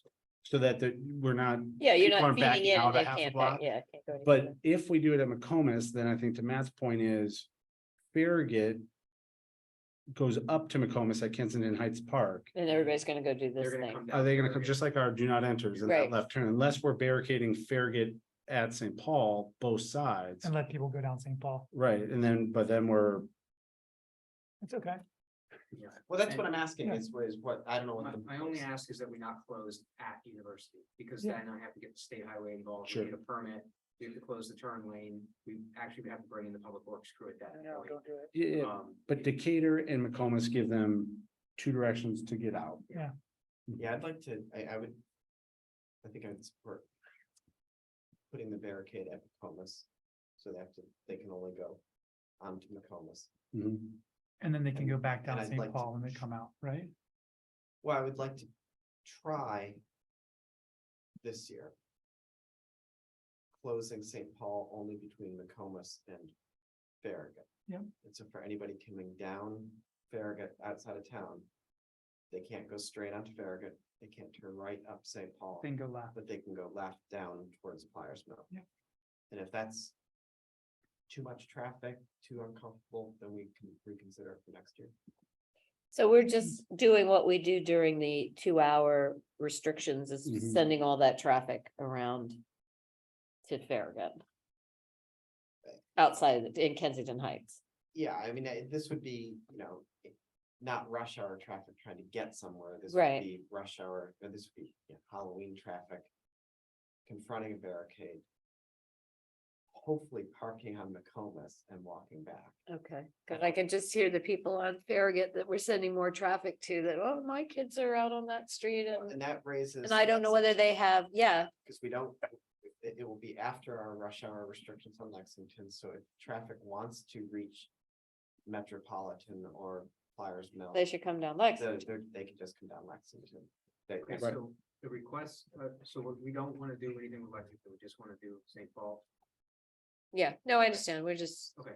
Well, and I will say, they're not, it's outside of our jurisdiction, but that section of Farragut, why it gives me pause. Is because it will channel all of the traffic down Farragut, the eastern part of Farragut. And there are no sidewalks on that street whatsoever.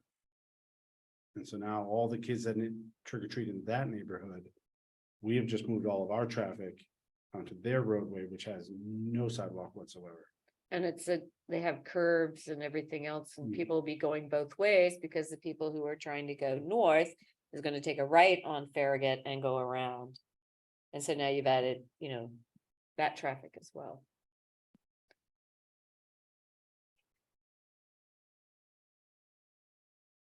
I mean, I do feel like we had, one concern that was sent. Yeah. It is a concern, It is. and because you've got small children, Mhm. but.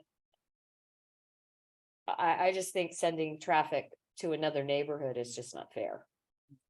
Yeah, and this, the resident lives on the east side of St. Paul, which does not have a sidewalk as well. Full disclosure, he's a good friend of mine, your family is, and when kids go to trick or treat his house, Well, sure, they're going, Darting because they're across the trick or traffic. treating, and there's no sidewalk on that. and side. his front steps empty right into the street. Yeah, And so I think I would have zero problem with it whatsoever, other than the feeling that we are just channeling it's not even on track. We're not asking these people to necessarily drive their cars, but the cars that come would be channelized onto Fairgate, which has low lighting, no sidewalks, curve and topography change, just if I lived on that stretch of Farragut, which we have friends who live there too, I would not be happy. well, and we're going to be probably having to close these streets around 6 o'clock, Which is still rush hour. which is still rush hour. Well, and I'm wondering, I was sitting here thinking, is there a parking lot we could direct people to? Like when, like thinking about Juneteenth, you know. Well, right? and the biggest the thing is there time- are actually people without children who are trick or treating, who are just trying to get home. So Right, they're, right. they're not even thinking it necessarily, it's trick or treat. Or they're trying to get, I mean, it's hard enough for people who can't now go down Perry, who can't go down Farragut. Have to park somewhere else, come back and get their car later, which is okay, that's easy, but now we're just making it even harder for that group of people. I mean, the other would be talking to the residents, since they did reach out to the county council's office, who could get Montgomery County involved for Farragut and Glenway? To talk to some of the residents there, would they want to close a barrier at Farragut and McComas? But they've got to get volunteers to Man it. man it. And that way, we've That just way it created a becomes They larger- close their district. Yeah, right, so we've closed traffic in that whole area Yeah, for everybody, yeah. to make it safe for everybody. So then are you closing then all the way down to to Pliers Mill? Unless you're sending them down DuPont.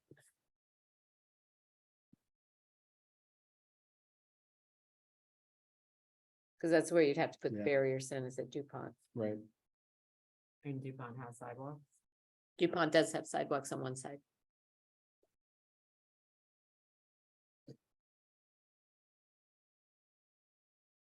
That's an interesting idea, Comcast. More of like a pedestrian district that's Just like the Just right trick or around. treating district, it's one time, and we just close a off. few those hours a roads. night. Mhm. And the reason and the necessity for the volunteers is there may be residents who are on Glenway who just need to get out. I'm sure they'll drive safely, it's their neighborhood. Somebody's got to be there to open the barricade and close the barricade. So there's still gonna be vehicle traffic on these roads. Mhm. Because we close them at 6 o'clock, people are still coming home from work. Right. And that's why we need the volunteers Yes, to open and close barricades and provide people direction that aren't residents of those streets. And people, you gotta have volunteers who can handle They have to be angry adults. people. Yeah. Yeah, it's just thinking of They the conversation. have to be Yeah. adults. I promise not to get angry. And, if we're planning to do that, we should probably bring in a couple of police officers. Well, are the numbers still pretty high? I mean, I would assume they are in your neighborhood They got back to. They get back. to before COVID. And then what happens is they get done with it, and they don't want to make Perry just a one street deal, so then. They go down, Farragut, oh my Farragut's God, they're just as hugely busy. popular. Yeah, it's not even our event. Yeah. I know, but they're going around the block and, oh my God, I sat with you one Halloween and I could not believe how many people Jody you. has a hand up. Jody, go ahead. I don't think we close anything. You want to keep Perry too open? You put barriers up and you gotta have volunteers there who, are dealing with those people. And that just gets rough. I mean, I've done it July 4th. It's not fun because people just, they want to get through, they don't care. And I sit out there every Halloween on Lexington Court, and I just don't know. I don't see it being an issue. I just don't. I think what you do need to remind everybody is to check the street lamps and make sure they're all lit. They can report them to make sure that you know, that everything is well lit. And I just think you leave it. I don't think you close it. I think you're creating a headache. I really do.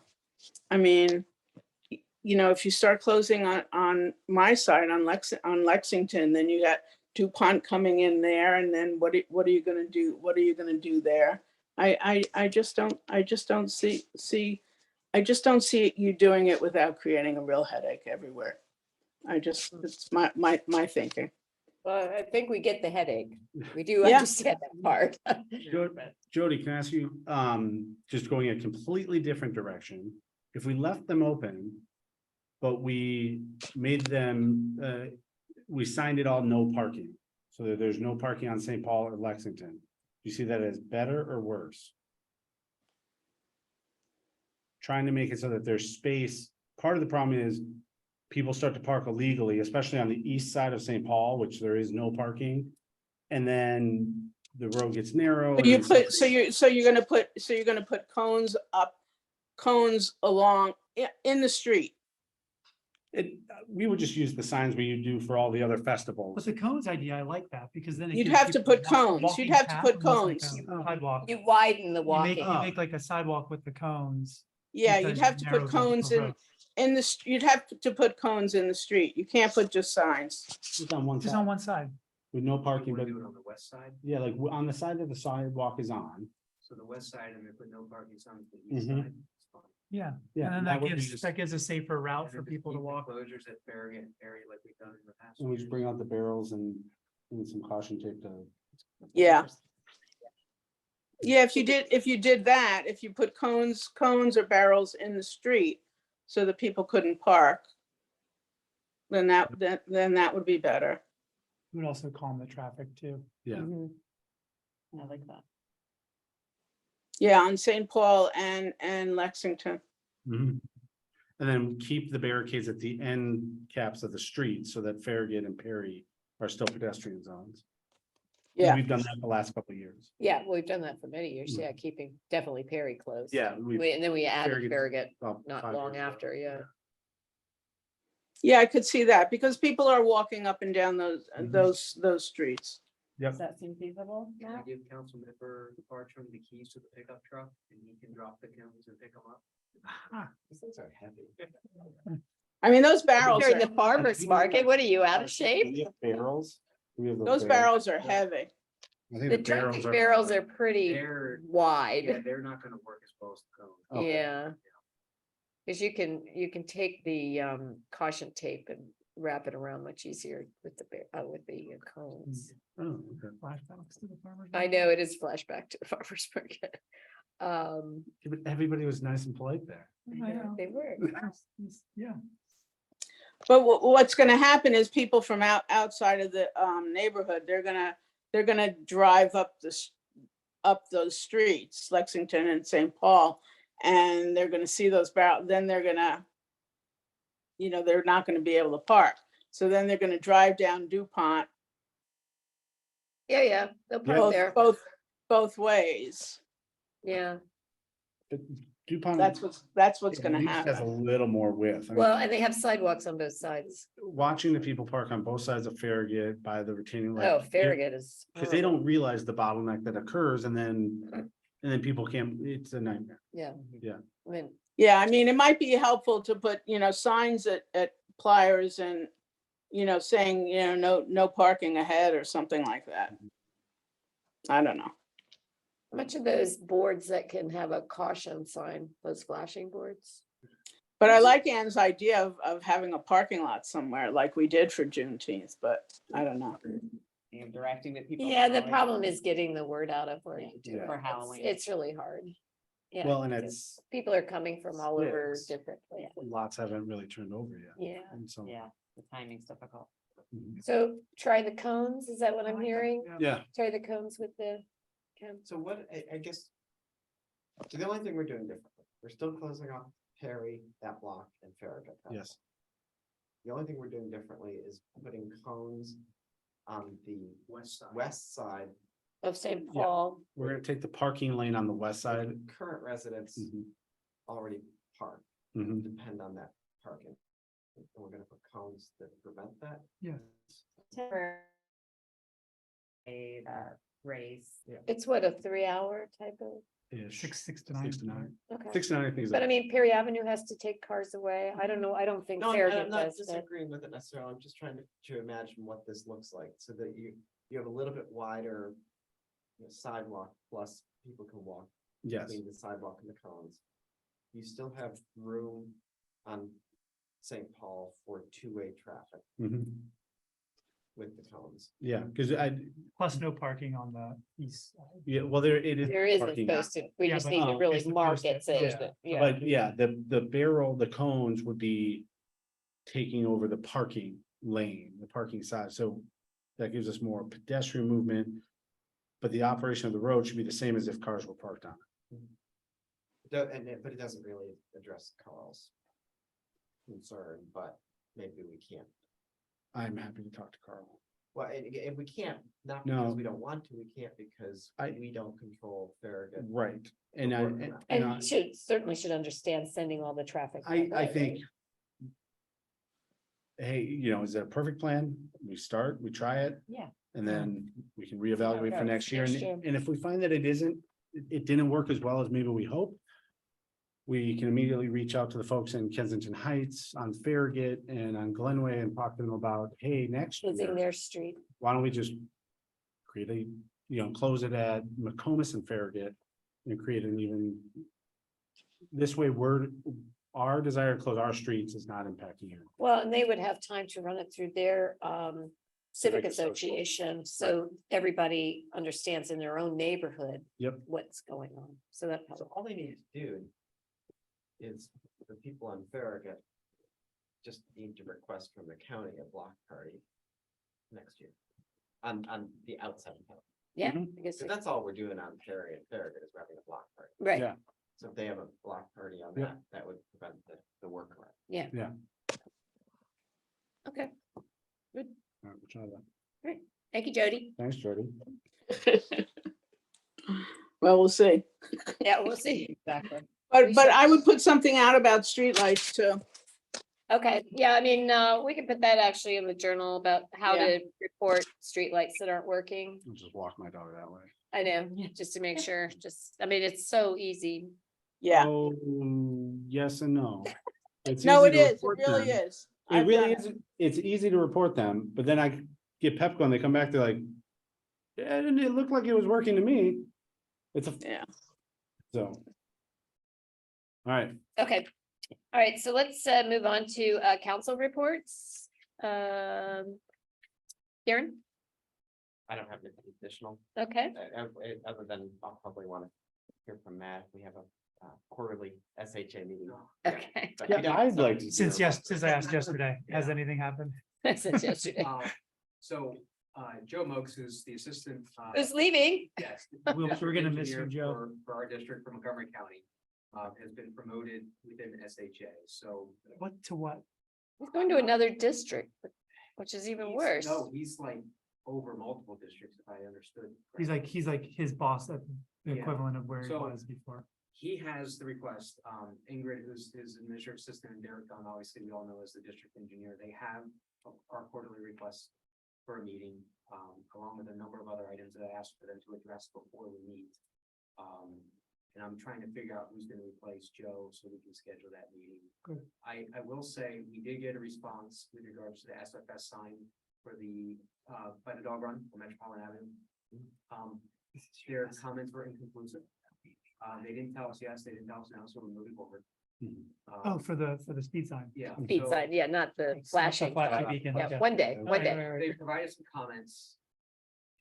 Joe Cruz, our traffic engineer, and I read them. We have no idea what they're asking for, so we're just gonna buy the sign and put it in. I don't know what else to do. It works. We've done this. We've done a lot of things. It's been fair warning. We've tried to play nice. It was in a public meeting when we announced I it. emailed them back and said, do we need an MOU? And the response was, we don't know. I'm So just do I'm it. just buying the sign. So we're gonna install it and go from there. And we're trying to get a response back from the rapid flashing people. We won't. And Oh, mention the bus stop. there's a bus stop at the base of Metropolitan Avenue across from Kensington Parkway in Ferndale. The town extended the sidewalk over the summer without the permission of SHA.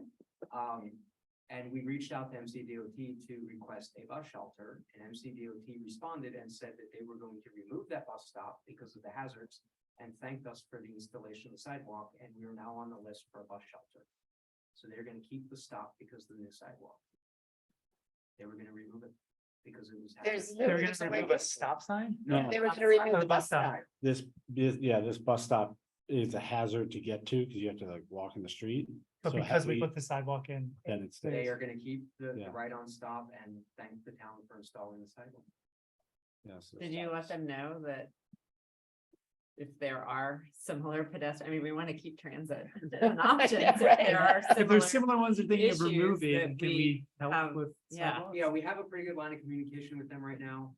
The manager of the Ride On program, we've been communicating, we're moving for the bump out that's happening on St. Paul right now. We are moving the existing Ride On stop 35 feet to the west. So this Ride On stop will now be right at the stop bar, which will make it a little safer. Because we're narrowing that from 16 feet to 11 feet. So the Ride On stop will now stop right there. We do not want a shelter there. It's gonna be a sightline issue. Yeah. Right. And it doesn't get the volume that the other one does. At the base. Well, actually, I've seen Modena workers going to that one at shelter. Well, it would be great to have a shelter down there, but one of the few Modena employees that don't drive. So, okay, good. That's making me think about other places I've seen where there's no shelter for pedestrians, like the ride on stop on Howard across from the Safeway. That one doesn't make any sense either, and there's no sidewalk There's for that no one way either. for people, it's just awkward. It's a weird place to put a bus stop, Yeah.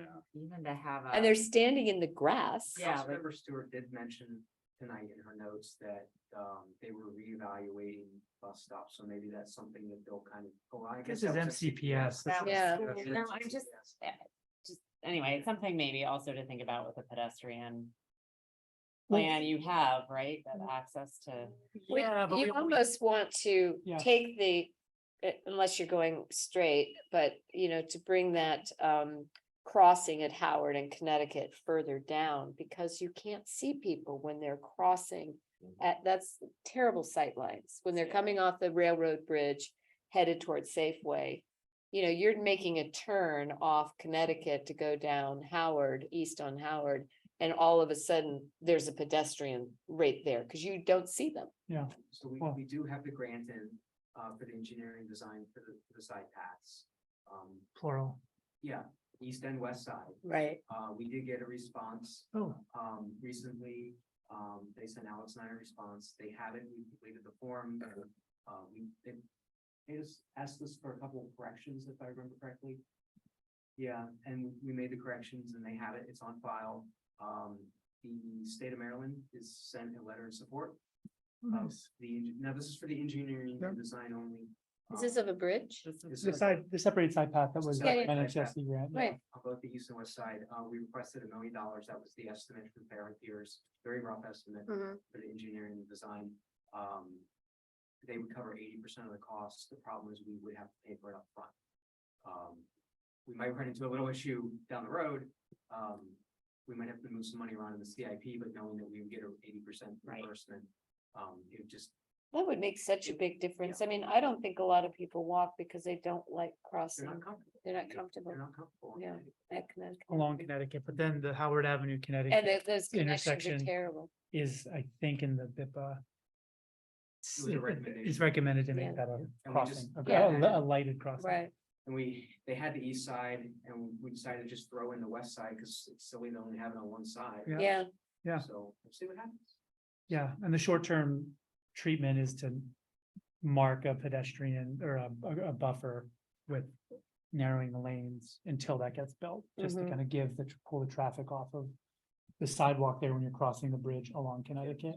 yeah, well, if you did separate bridges for pedestrians on either side. You could eliminate Well, all of the crosswalk, all of the sidewalk on the bridge. Right, and then maybe, and you can get rid of the median, and maybe you could get a right turn off Howard Avenue Or that had its trees. own lane. Well, I understand, but you've never been at Howard Avenue when you're all the way down Armory. That's becoming a really big problem. is. It's awful there. Well, and I was just thinking, I mean, sorry to like bring I up know. this, it is important to discuss, but I was just thinking about that stop and a bench there and how we communicate with ride-on. Yes. Or a path clearly marked for the people who are using that stop. It's just feels, It's just weird. Yeah. You have a bus stop sign and there's, I mean, yeah, you're literally standing in grass. I get it, but it's also, that's the whole point of ride-on, is more stops, but where they don't have to stop at each one, but it's more casual than Yeah, than a metro, buses, where you I get the guess. shelters and the yeah, announcement boards. but This is you can just still wait a hours waiting for neighborhood one. thing. yeah. Okay, well, we're not gonna stop. Where that, were right? you in that? I think it was Darren's Or report. Darren's? Matt stole the show. No, Yeah. no answer on the quarterly report, Okay. or meeting. We'll try to get some of the items addressed. I don't know how soon. Just remind them our last one was in April. They're aware. Okay, And that their RFB promise runs out December 31st. yes. it Yes, I don't want to waste too much more time. I was told before, the last time I did speak with Joe Rose, I asked him about installing it ourselves and getting reimbursed from the state. His response to me was, we are so close. Don't waste your time. It's coming. Yeah, and that was maybe Probably about. a sitting in month his ago. old office. Yeah, It was about a month ago. Yeah. okay.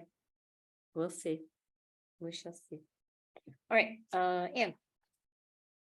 I have an update from the Greenscape Committee. We reconvened this morning and just wanted to share a few things. Again, big thank you and appreciation to the Weed Warriors group. If you're tracking their work in between Frederick and Kent on Kensington Parkway along Silver Creek, they've done a ton to clear invasive vines, and now reported this morning that native shrubs are actually, they have found native shrub seedlings coming up and they're working to protect those. So that work will continue. They're gonna look into whether we need to hit the Cabin Park area again, where we started last fall. We also discussed quite a bit the work that we've been doing to educate residents about tree care and adding trees. So a few reminders that I said I would share here. Residents should not be putting mulch volcanoes along their street trees in particular, or any trees. It's not healthy for a tree to have the mulch up against it. Also a reminder that if you have a street tree in front of your house, so these are the trees in the public right of way near the street that the town installs and maintains, and that tree looks sick or needs pruning or needs maintenance, that you should put in a service request with the town, including the address so that we can get right on it. And pictures are also options. Yes, pictures are helpful. Mhm. And then also wanted to just thank Matt and Alex for proactively engaging the University of Maryland. Because it sounds like we are going to be able to partner with students and a team there on a tree inventory, which we had started to do with our volunteer labor. But would start in the town parks and would come with access to a database so that we can maintain our inventory over time and gradually build out from there. So we're really hopeful that that partnership comes through. And look forward to working with all of you on that. Anything you would add to that? No, just for the rest of the council, we have reached out to the University of Maryland multiple times since I've been here, requesting some kind of tree inventory through the department departments. They have a program with their students called PALS. We went to last spring, they did a presentation with a number of their graduate students. It was very impressive. We told them kind of what we were looking for, some help. They reached back out to us. Alex and I actually have a meeting with them tomorrow. It will be $10,000 to do this program, but they're going to help us with the tree, at least get us started with the tree inventory program and help out Allison and Catherine on the program and kind of build it from there. I ask this every several years. Would this be like a GIS based inventory? And would it be compatible if we decide to inventory fire hydrants and bus stops? That was actually one of our questions. Then all kinds of speed signs, speed bumps, anything like that. So we talked with the coordinator of the PALS, and they said this is definitely something they could build on. It could be a layer of MC Atlas. So, there's some potential there. Would be nice to stop that asking. Target with that. More than once a year. I think it's more than once a year. And then the only other thing I wanted to share is that the Racial Justice Committee will have its October meeting next week, October 18th, 7:30 p.m. via Zoom. Alice, we should put that on the calendar and let people know that it will be via Zoom if they want to request an invite. And that's all I have. Okay, great. Nate? Do you want me to do sustainable Kensington? Okay. So we are for sustainable Kensington, we're still awaiting official announcement of whether or not we've received the bronze certification, and we should get that officially one way or the other at MML next week, the Maryland Municipal League Conference next week. Well, let's just leave it there. We're feeling pretty good about our chances. Our next meeting is actually going to be a potluck at one of our members' houses, Carolyn Morrissey. She's hosting it, my next door neighbor, on November 6th. And then we do have a question that we would like guidance on. We have working groups that are starting to get established to implement the subsequent phases of our master plan to go to doing things that we were soliciting feedback from in the survey that we administered, interests that we've discussed as a committee. And we've been requested by some of our members that are all residents. We made this very focused on the residents because it was going to be making prioritization recommendations for where we want to invest our time and effort as a town. But we decided to limit it to residents because of that. However, there is a feeling that we should broaden it to non-residents who want to participate in the different working streams on those particular activities to provide expertise, passion, input, or whatever it is. But the proposal would be that they can, of course, participate and give, help to shape whatever that activity is that we're working towards. For example, if it's to do a watershed protection plan and there's someone who lives outside the town that is a water planner, or whatever it ends up being, we were proposing that they wouldn't have the ability to actually make decisions in the working group or in the Sustainable Kensington Committee if we were going through any like voting, which we don't really do, but like prioritization discussions. We wanted to hear your feedback on that because we thought it would be wise to allow those people who are not necessarily residents to come and sit. Isn't it mostly that as long as the focus is within the town, that it's not an issue if, this particular, Sustainable Kensington's a standing committee because we created it through resolution. right, So it's not like a volunteer ad hoc committee. okay, They're not nominated, but they do fill out the Yeah. ethics disclosures. okay. It's the council's decision. Yeah, Yeah, so the pedestrian. but I'm just saying, as long as the focus remains within The the focus will town, remain in the town unless, there are issues that cross boundaries, like the biking, walking issues, which are part of they are part of Sustainable Kensington because it's one of the actions. so we could advocate for, let's say, something in Rock Creek Hills, but we wouldn't pay for it. I think it'd be the other way around where there would be connectivity or boundary issues where like watershed, stormwater. Or, yeah, Okay, and I can think of another example. Yeah. So Amy with Tumbleweed, Mhm. who is a business representative who's interested in working on the waste reduction work, and that Okay. could probably end up, engaging business owners on West On West Howard, for Howard. example. Okay, Or, what stimulated this conversation is we had a neighbor who's literally like 2 houses outside of the TOK boundary, who is interested in the work of Sustainable Kensington, has some professional, experience in this area, and just wanted to know if it was open for volunteering with the work that's already been established and approved by the council. Yeah. Mhm. Yeah, I mean, I would think that would be fine, as far as the business, I always think of West Howard as well as the triangle. It's part of, this was been laid out years ago. But yeah, it's part of the sector plan, but it's also our marketing area. We don't go outside those areas. Probably included them back in the day because we didn't have a lot of great stores or restaurants to advertise. Now we have lots, but they have remained within our, our marketing area. And that would include Ken Garwo's too. So, no, I mean, I wouldn't. Yeah, I think if we call them volunteers, they're just volunteering to support Yeah, an action or an activity that the committee is championing. Yeah. Okay, and just getting expertise is even better. okay, Yeah. good. Yeah. That's okay. Yeah. Great. I mean, you'd like to think that it would be mostly residents. I hate to It- think it- this. it- I'm just It is, saying and it I might. think- and I think we may have another Yeah. youth joining, which is nice. That's good. We're getting more involved, different demographic. That's great. So the other update is just on the pedestrian bicycling access and safety working group. I mentioned the BIPA. I gave it to everybody for comment by Friday, so please do add your feedback if you have it. I'm gonna submit it for that, back to SHA and the consultant on Friday. Walktober, again, it's the 28th of. Yes, we advertised it on the October, back yeah. side of Kensington Neighbors I magazine. saw it. It looked really good. We have, we did the route, Allison and Alan and I walked the route on Saturday and it was under an hour.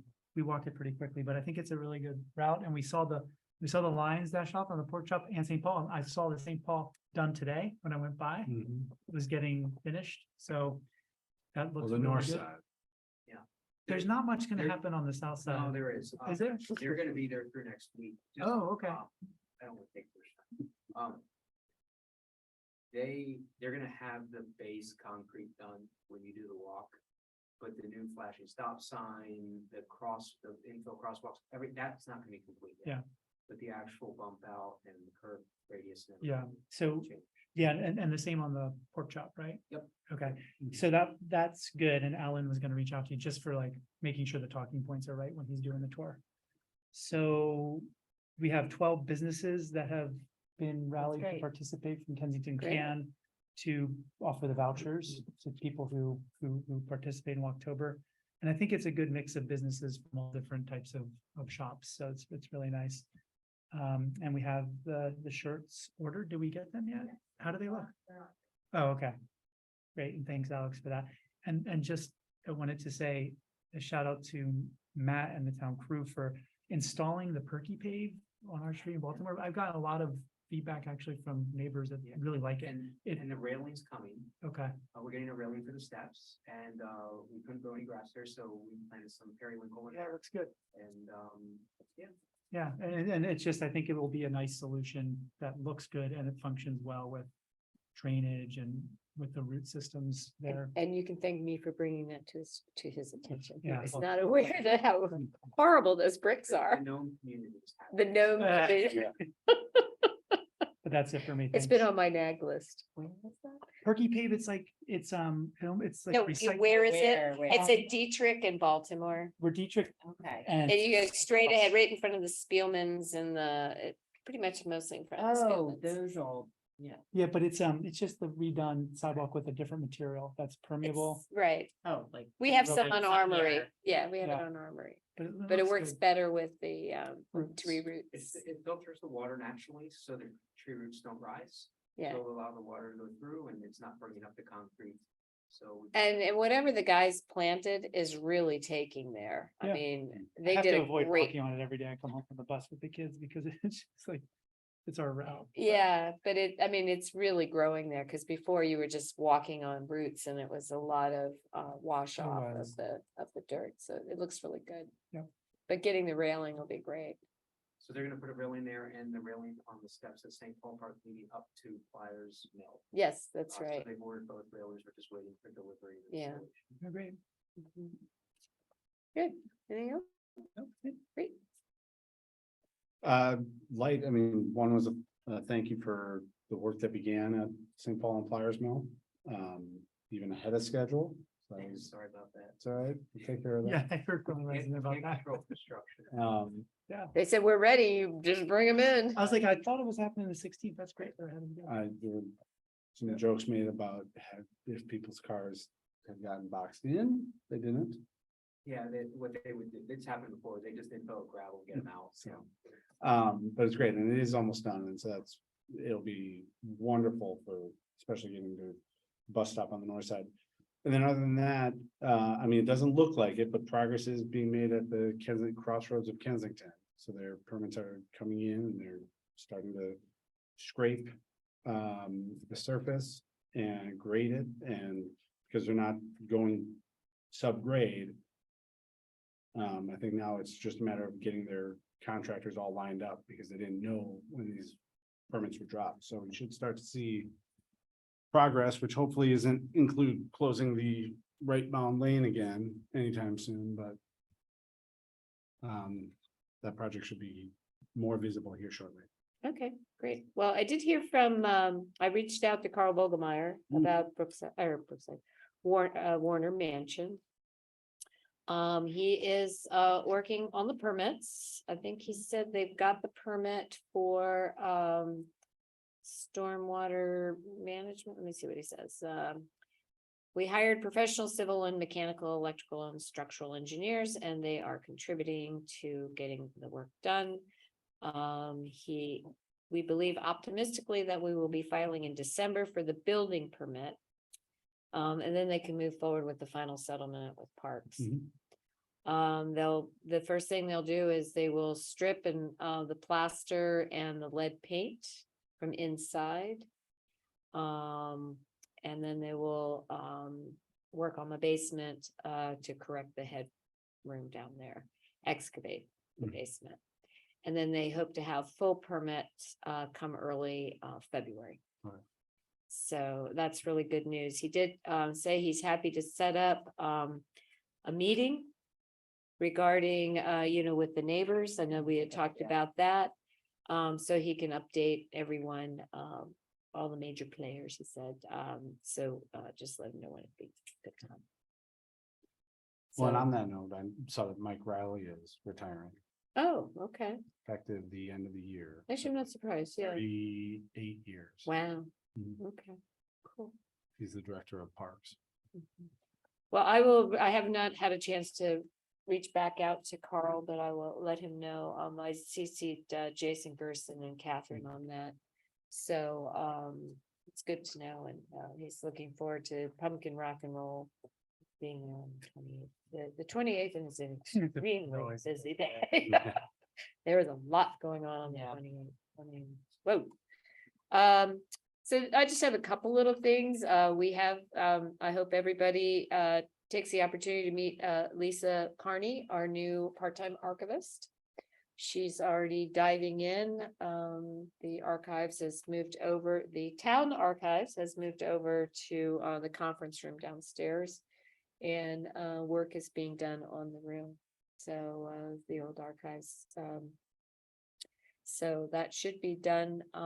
Does it look like you need me to get in touch with the floor guy? I spoke with Scott McIntyre, he wasn't entirely comfortable with the epoxy floor, Okay, so. if you could I'll just give you, send that- yeah, it's David Krantz. I'll give you his number. Really, he was very responsive to me. When he did the flooring over at the church, and he was a recommendation from Baby Cat. Okay. So, yeah. Anyway, but he'll do a nice job. But so that actually we could. I think within a couple of months, she could be moving back into that room. So, or start to, because we have to order, what she needs as far as the, shelving and that sort of thing in the boxes, so. Like to think by spring, maybe we'll have gotten it all over. So it's good, but she's super nice, she's very smart, and she's just very excited too. It's like her perfect job right now for where she is in her family life. So it's great. Just a reminder, the deadline is the 16th. Carrie Ann is off to Nepal. And so we need to get that done before she does travel. She's she loves it. So anyway. Have you had Darren, have you had a board meeting for MML lately? For the chapter? No, we're Well, I know Monique, our president, is running for mayor of Rockville. On Andy Harney and Julian Mansfield from Friendship Heights. So we are planning to have a December meeting, which is usually the dinner. So that's still on, but we don't, the date it's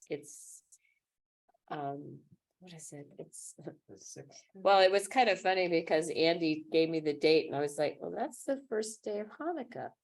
And she's Jewish. So it's just that's like I said, we have an event on that date, which yes, so that would be so I believe it's going to be the day before, like she said.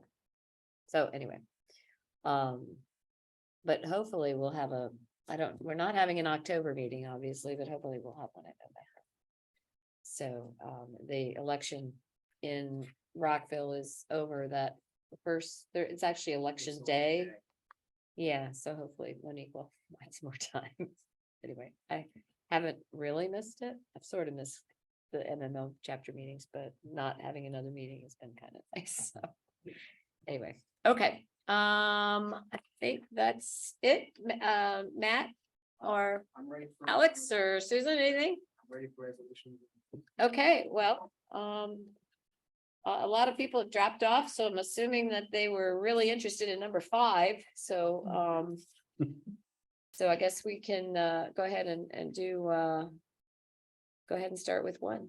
Sure, resolution, council before you, is resolution number R-16-2023. Resolution of the mayor and council of the town of Kensington authorizing the MOU for non-exclusive use of Reinhardt Park for the local school for girls. We have similar agreements with 2 other schools for St. Paul Park. We reached out to RJ Hawley, who's the executive director with Brookwood School. He has reviewed the draft. He had very minor edits. I did not have the formal corporate name of the school, and I think that was the only edit he had. But this would be in return for use during certain times of the park. It's not exclusive, so it's still an open park. In return, the town will receive a donation of $1,000 a year.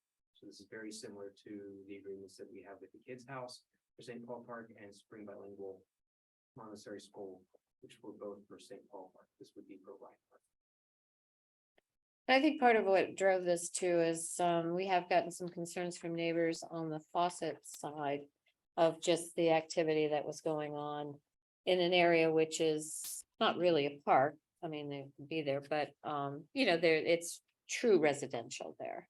So it was a means in which to get the kids in a real park, but have a similar agreement to what we're doing with the other schools and daycare center, the Montessori school and the daycare center at St. Paul Park.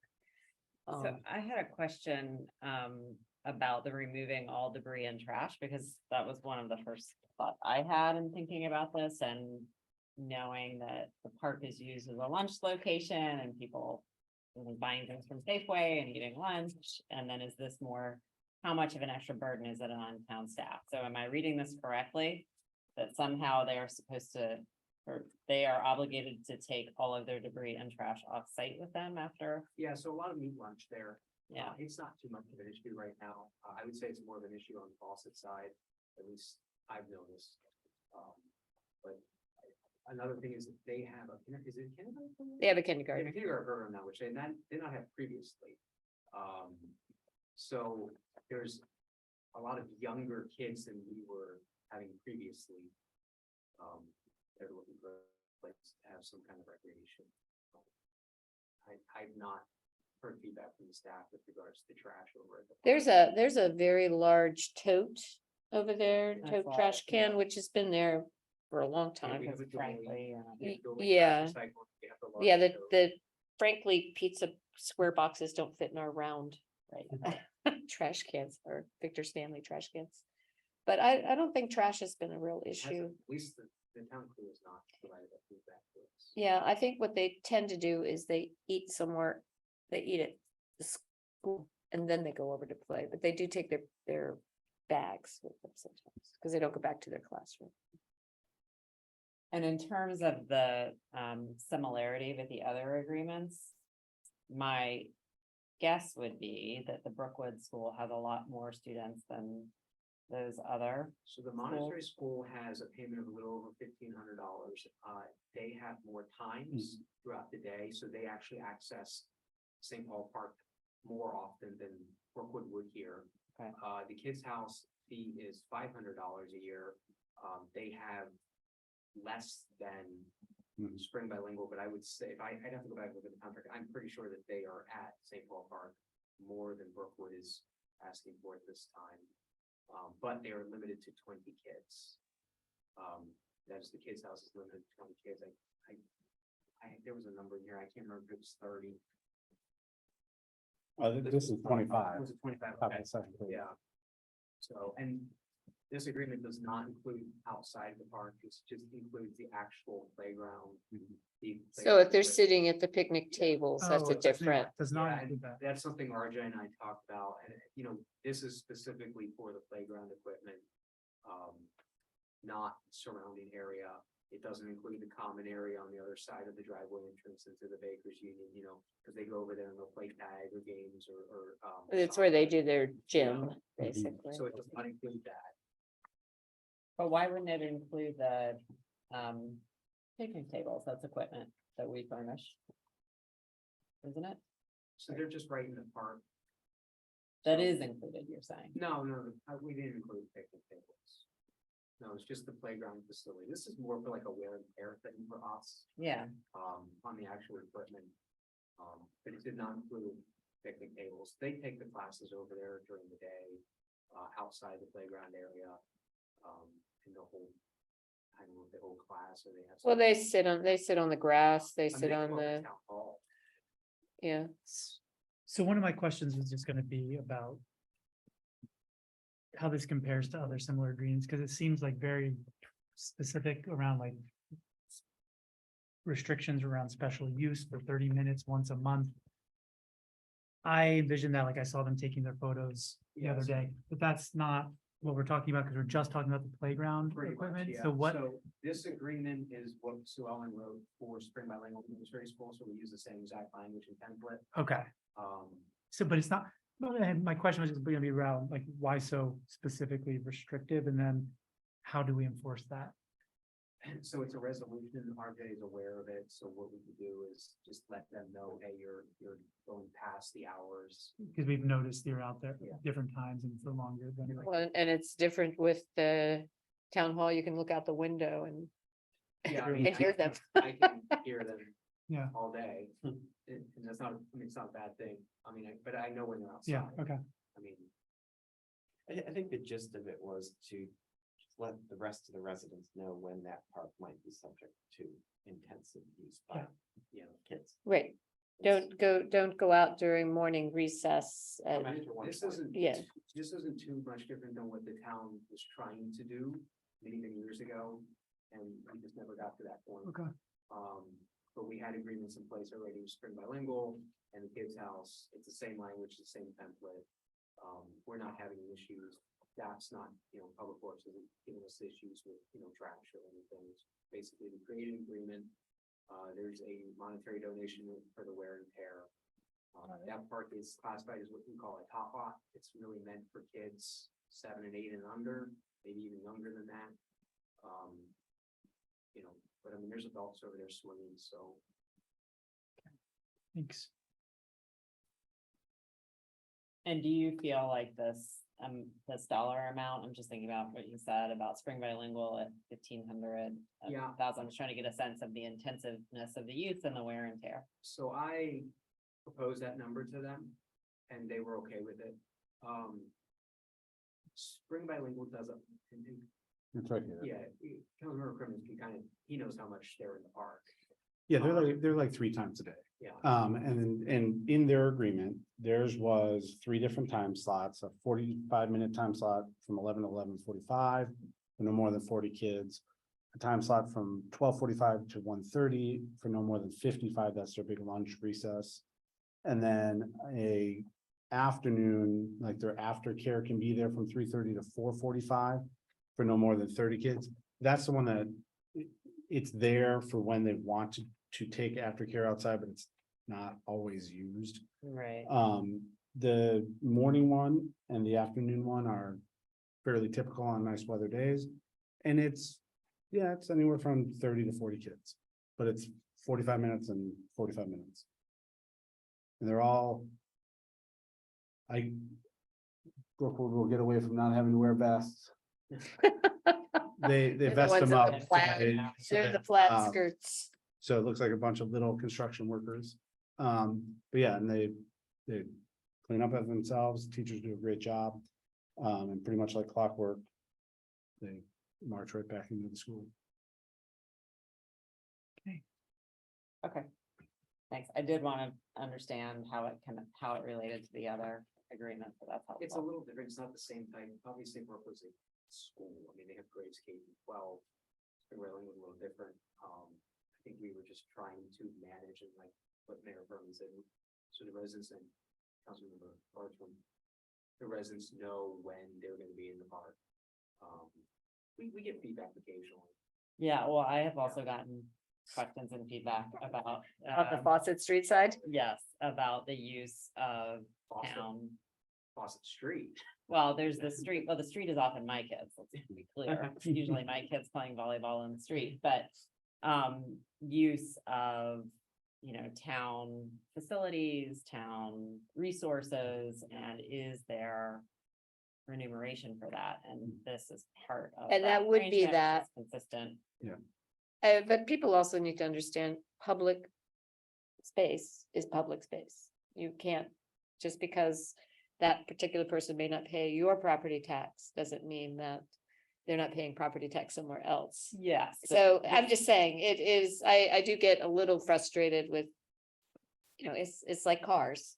Why do we allow people that don't live in our town to use our streets? I mean, so it is a little Yes, frustrating. however, we have in this agreement, references what we have in the code that allows for this type of MOU. Right. And there's gonna be use by a non-public entity of a public space, so I Right. think it's good that we're doing this. Yeah. And receiving some compensation. Yep. For the wear and tear. Right. So, We would need a motion. Sure. well, I need to ask if there are any questions in the audience, and I only see one resident actually on the Zoom. So, John, do you have any questions about this? If you're still there? Probably eating some ice cream somewhere. Okay, so can I get a? No, I'm not. No. No, I am loyally here. Okay, no questions. No, I don't have any questions. Okay. I recognize the challenge of trying to take care of the school's interests along with the residents on Fawcett and Mitchell and on the corner of Fawcett and Mitchell and so forth. And it sounds great. I'm fine. Thank you, though. But I didn't want you to think I was off eating ice cream. You should be though. I know, right? It's where I'd like to be. Okay, motion, can I get a motion? I'll move to approve resolution R-16-2023. Can we read the whole thing? No, you don't Okay. have to read the whole thing. Is there a Save it second? a couple minutes. I'll second. Okay, all those in favor? Aye. Okay, thank you very much. All right, resolution number 3. Before you this evening is resolution number R-17-2023, resolution with mayor and town council authorizing town manager to establish no parking along the north side of the 3800 block of Flyers Mill Road between 3837 and 3834 Flyers Mill Road. We have a situation where there is, just perpetual abandoned vehicles. We know where they're coming from. This is further down, close past Wheatley. Is that correct? No, other side. You're talking This is west. this west. is Oh, I'm sorry, you're right, by Voight. Yeah. Okay, Between yes, I know where that Voight is. and Yes, Abernathy. yes, thank you. There, we were not sure where the right of way was. Our zoning map was showing something very different than what Voight was showing us. So we asked Voight to go and get a survey. They got a survey. There's actually more right of way there than we thought. And in order to, where the town could tow the vehicle from the right of way, we are requesting to place no parking signs. So the issue is that there is a car repair place very close to this. And they are leaving vehicles out in what we thought was originally was private property and is now the right of way. And so we have to call an MCP and it takes time. And as soon as that car gets towed, new one comes in. Right. And it's been perpetual for years. So this will allow us to post the signs. It will allow us to tow the vehicles, ticket them ourselves. And I don't know how soon, but we're going to try to make some aesthetic improvements that would prevent vehicles from parking there. There was an orange Can we put a sticker. sidewalk? Okay, yes, but not now. Hmm. It's gonna require an entire streetscape. The problem with putting a sidewalk on that side is I have nowhere, It- I can't put it. It's a sidewalk to nowhere right now. The problem is the administrative parking spaces for the firehouse would overrun the sidewalk. There's a number of other issues there. It's gonna require a streetscape and a lot more money than we have for this project. Figured I'd ask. Um, Okay. but I know that this has been raised before. what we will Yeah. do is, we'll have, Mr. Seymour, who owns Voight, move the fence back to the property line. I'm trying to find out what I can install there that won't be classified as a projectile. Tree, I don't know if the tree's gonna grow. tree box. We're Well, gonna figure, we're maybe, gonna figure something out. Planters, like planter boxes. Maybe, yeah. maybe. We'll see what we can do. We have 4 planter boxes left from the median. Technically, they're projectiles. What about what we did at the end of Kaiser Place, To do that. the box? Hmm. We did that at DuPont too. We would just have to do a curb around it with some nose downs and some signage. Yeah, But we'll figure something out. I just, right now, what we need to do. but is- that would be fairly inexpensive. Yeah, because Annie really, it's really hard for her to tow a vehicle, Right. so. We need the signage installed. Okay. Well, I'm hoping the Kate Stewart, their office did get the brush on Summit Avenue. On the east side, you can actually now walk the sidewalk, which is great. Because the brush has been cleaned off and hopefully they're gonna get some of those cars towed as well. Well, and that Because side of the street This is signed on right the there, west side of Summit, right here. across from Near Red the Ginger. carpet place. You can see these are all signed. Yeah. Oh, they're signed too. But these cars, not. many of these don't have tags and have been sitting. 90% of them are Who's junk. those? That's Right. sadly, it's the county. That's Summit, yeah. So this is our. We don't side. know that What- side. Which is, which, It's these. These guys, also, okay. yeah. Gotcha. And these ones down here, Yeah.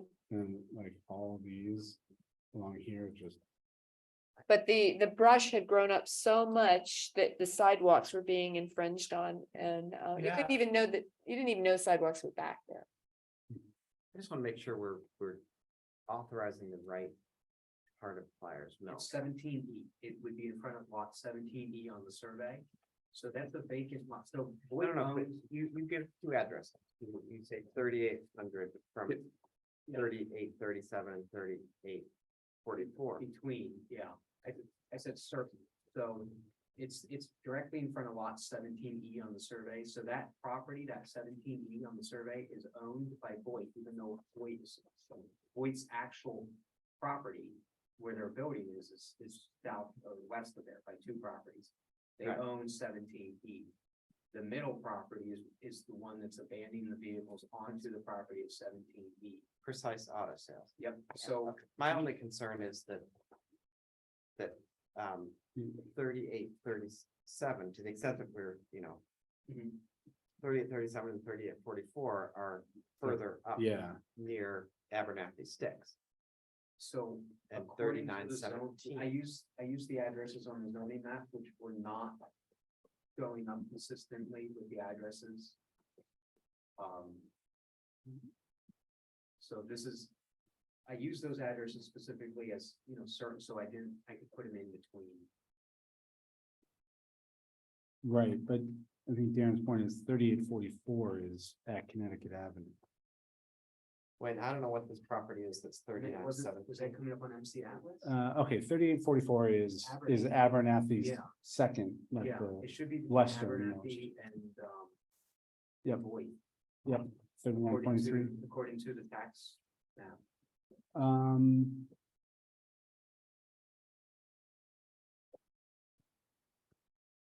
Thirty-eight forty-four and Voight is 3923. See, that's what I was. Well, this is on concerned. We're gonna get GIS. 3900 block. Check GIS. That's what I'm on. Precise is listed as 3921 Flyers Mill. So I just want to make sure whatever we authorize, we can capture the part of the Flyers Mill that we want to put signs up on. I will say, I spent some time on this. Okay. And I remember looking up the addresses. Yeah, Precise is 3921 by the signage on their building. 38, what is that? And John is, Voight is 3923. And then Abernathy is 3917. Again, I'm pretty comfortable with the addresses I gave you because I spent a lot of time Yeah. looking for them. Because the tax code MC Atlas are different, and Yep. one of the properties actually listed as DuPont Avenue, which is correct. It's at one time stretched all the way to Yeah. DuPont. Yeah, because that one property runs to DuPont, so it actually has an address. I Of will say DuPont. I'm comfortable with these addresses because I Mhm. spent some time looking at them. Okay, And it's specific to lot 17. Can you just refer to the lot rather than the 17 is address? Fine with me. Yeah, Rather, so we don't confuse it, just refer to the lot in the survey. or you can just say the 3800 block. But that is what it says, right? well, it's 3800 block of Flyers Mill Road. between 30, we could just strike that. The 3800 block of Pliers Mill Road and then strike between.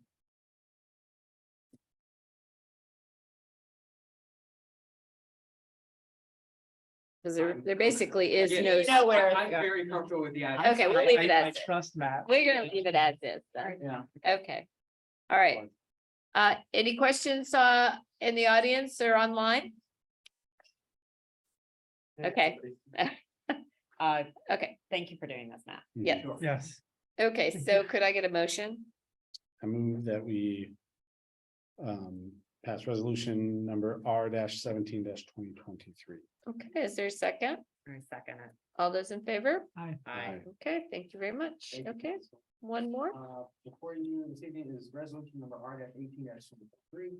Resolution of the mayor and town council of Kensington authorizing the extension of existing refuse and recycling contract technology services. Refuse and Recycling LLC for the term of 1 year for the contract agreement. We bid this out in 2018. The bid package included a 3-year contract with 3 1-year renewals. This is the final year of the renewal. So this is the last year. This contract would begin January 1st, 2024 and end December 31st, 2024. There are Montgomery County just increased their tipping fees. So essentially, when you take the items to the county transfer station, there's a fee for the hauler. They just increased those. There is a 2.5% adjustment each year in the bid contract in 2018. So the unit prices include the new tipping fee for Montgomery County at the transfer station, plus the 2.5% that was built into the existing contract.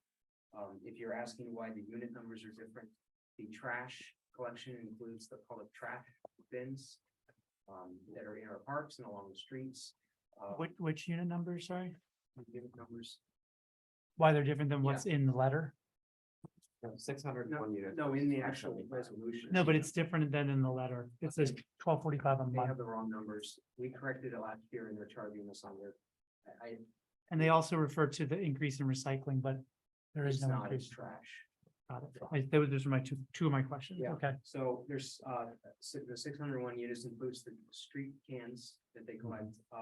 And there's one more recycling collection because the churches are R60, there's only R60, which is included within the regular contract.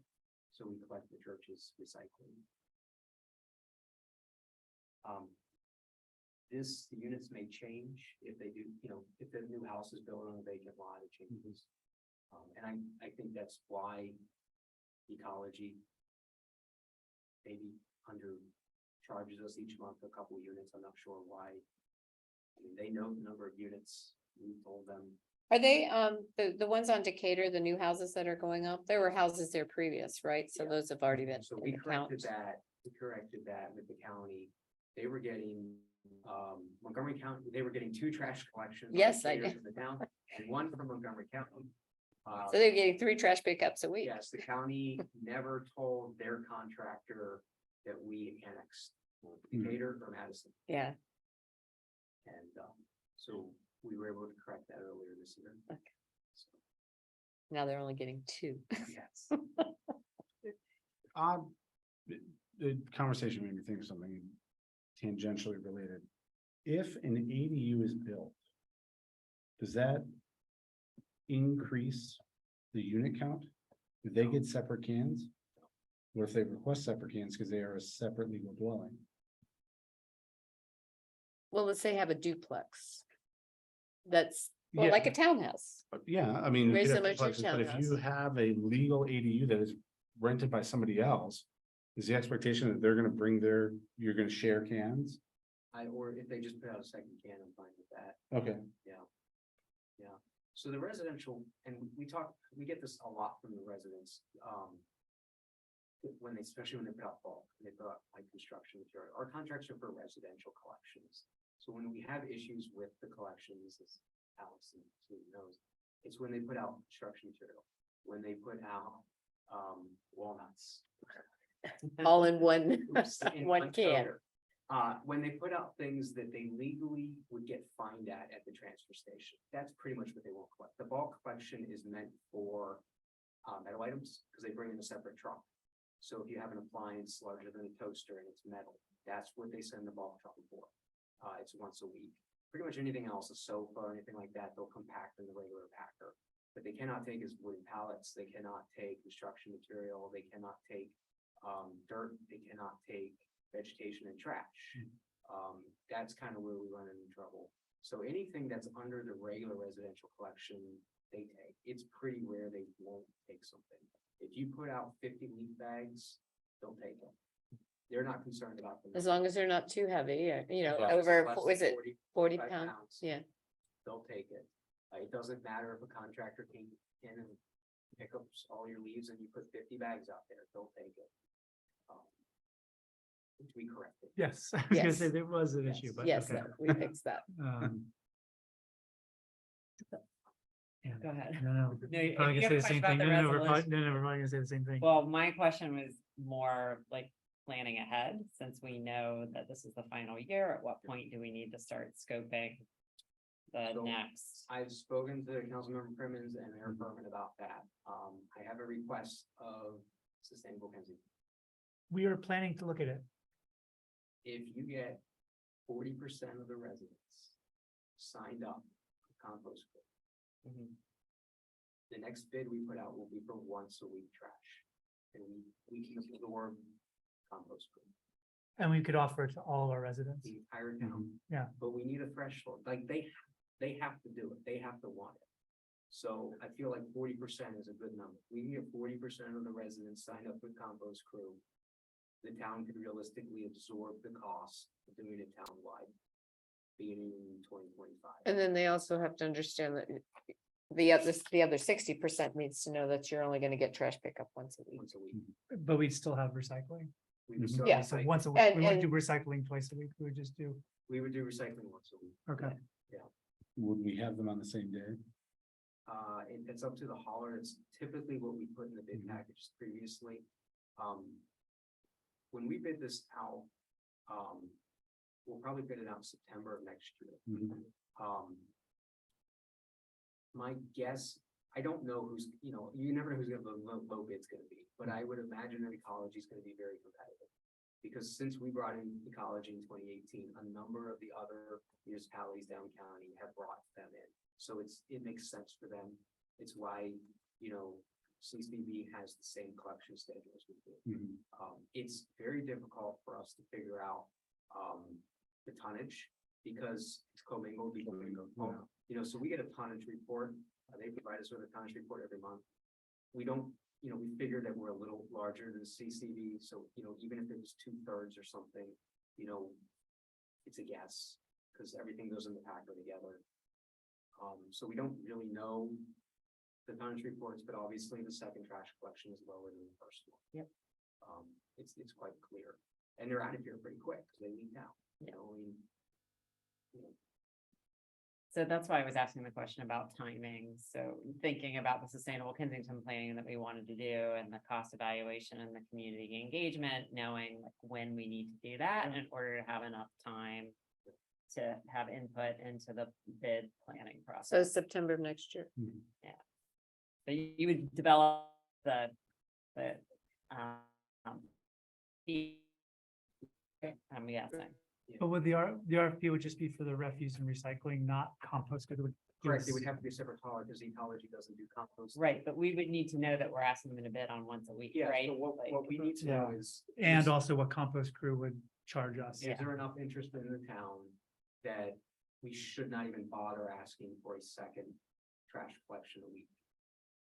And we would need to survey. And we could always put it in the RFP. Oh, and Joe's just really excited about that one. but, Yeah. Okay, so we can work with you on the specifics for what the estimates would be for per unit for compost versus what the decrease would be for the refuse. We can talk about this in the November sixth Potluck. potluck. Yeah. I think there's a lot of, And then in conjunction, we can get the updated numbers from Compost Crew, what our resident count is now, and they'll give us the address, that's great. and then go back and do another blitz to try and push it toward the 40% mark. And we could still use the bins back there for businesses. Oh, yeah, and the And the apartments farmer's and, market, yeah. you know, And so do we have, I know as a compost crew customer, Mhm. I was impressed with their annual summary of your waste diversion and carbon savings. So do they give us those same numbers and report for the municipality? Yes, Okay, so they send me a monthly report. My banana peels are adding up. I'm not the only one using it anymore. Yeah, so and then they give me a breakdown, like how many, you know, miles of gas you saved and, you know.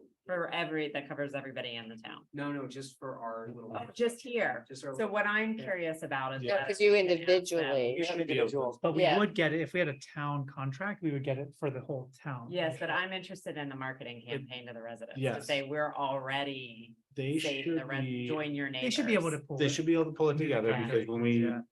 our pilot area, they had to draw boundaries so that they knew how many households, because they had break points where the prices came Yep. down. So they know, kind of call it the catchment area Mhm. for our pilot, which is the town boundaries. So they should be able to tell us the total number of households and, you know, the addresses, but then from that, I would think by plugging that in, they should be able to generate. That'd a be report. perfect. Yeah. Is that something you could ask them? Yeah, I can talk. Okay. You That'd and be I've been great. working with them. Great. I think they'd like to hear from us. Been a while. Mhm. Okay, all right, sounds like, any questions from the audience or online? It's going for a second. I'm good. Good. Just come on over. finish it out I know, here. right? Yeah. All right, can I get a motion To what? for the resolution? We still need garbage next year. Oh, yeah, that. Yes, the garbage resolution. I know we got into composting, sorry. I move that we adopt resolution number R-18-2023. Is there a second? I'll do it. All those in Second. favor? Aye. Okay. All right, well, last item on the agenda is public appearances. It's your opportunity to speak to anything that was not on the agenda. John, you got anything else to add? We're good. Okay, thank Thank you. you. Good. Matt's got to drive to Brunswick, So so, we should wait 2 more minutes so we can go till 10. Till 10. I'm just kidding. okay. I think Yeah. it's 9:59. I think by the time we do a motion to adjourn, I move that we adjourn our council meeting. is there a second? I'll second. Did I do that too fast? You did move too fast. All those in favor? Aye. Aye. I think we made it. Good night. Thank get all- you. Did I get all the ayes? Thanks, John. Thanks, everyone. It still says 9:59, but we're just gonna end right now. Okay, we did it. Thank you. And we Be will safe. meet again next Wednesday, November 9th. Um, Eight. Thanks for your leadership. Okay, thank you, John. Thanks, Sean. November 8th.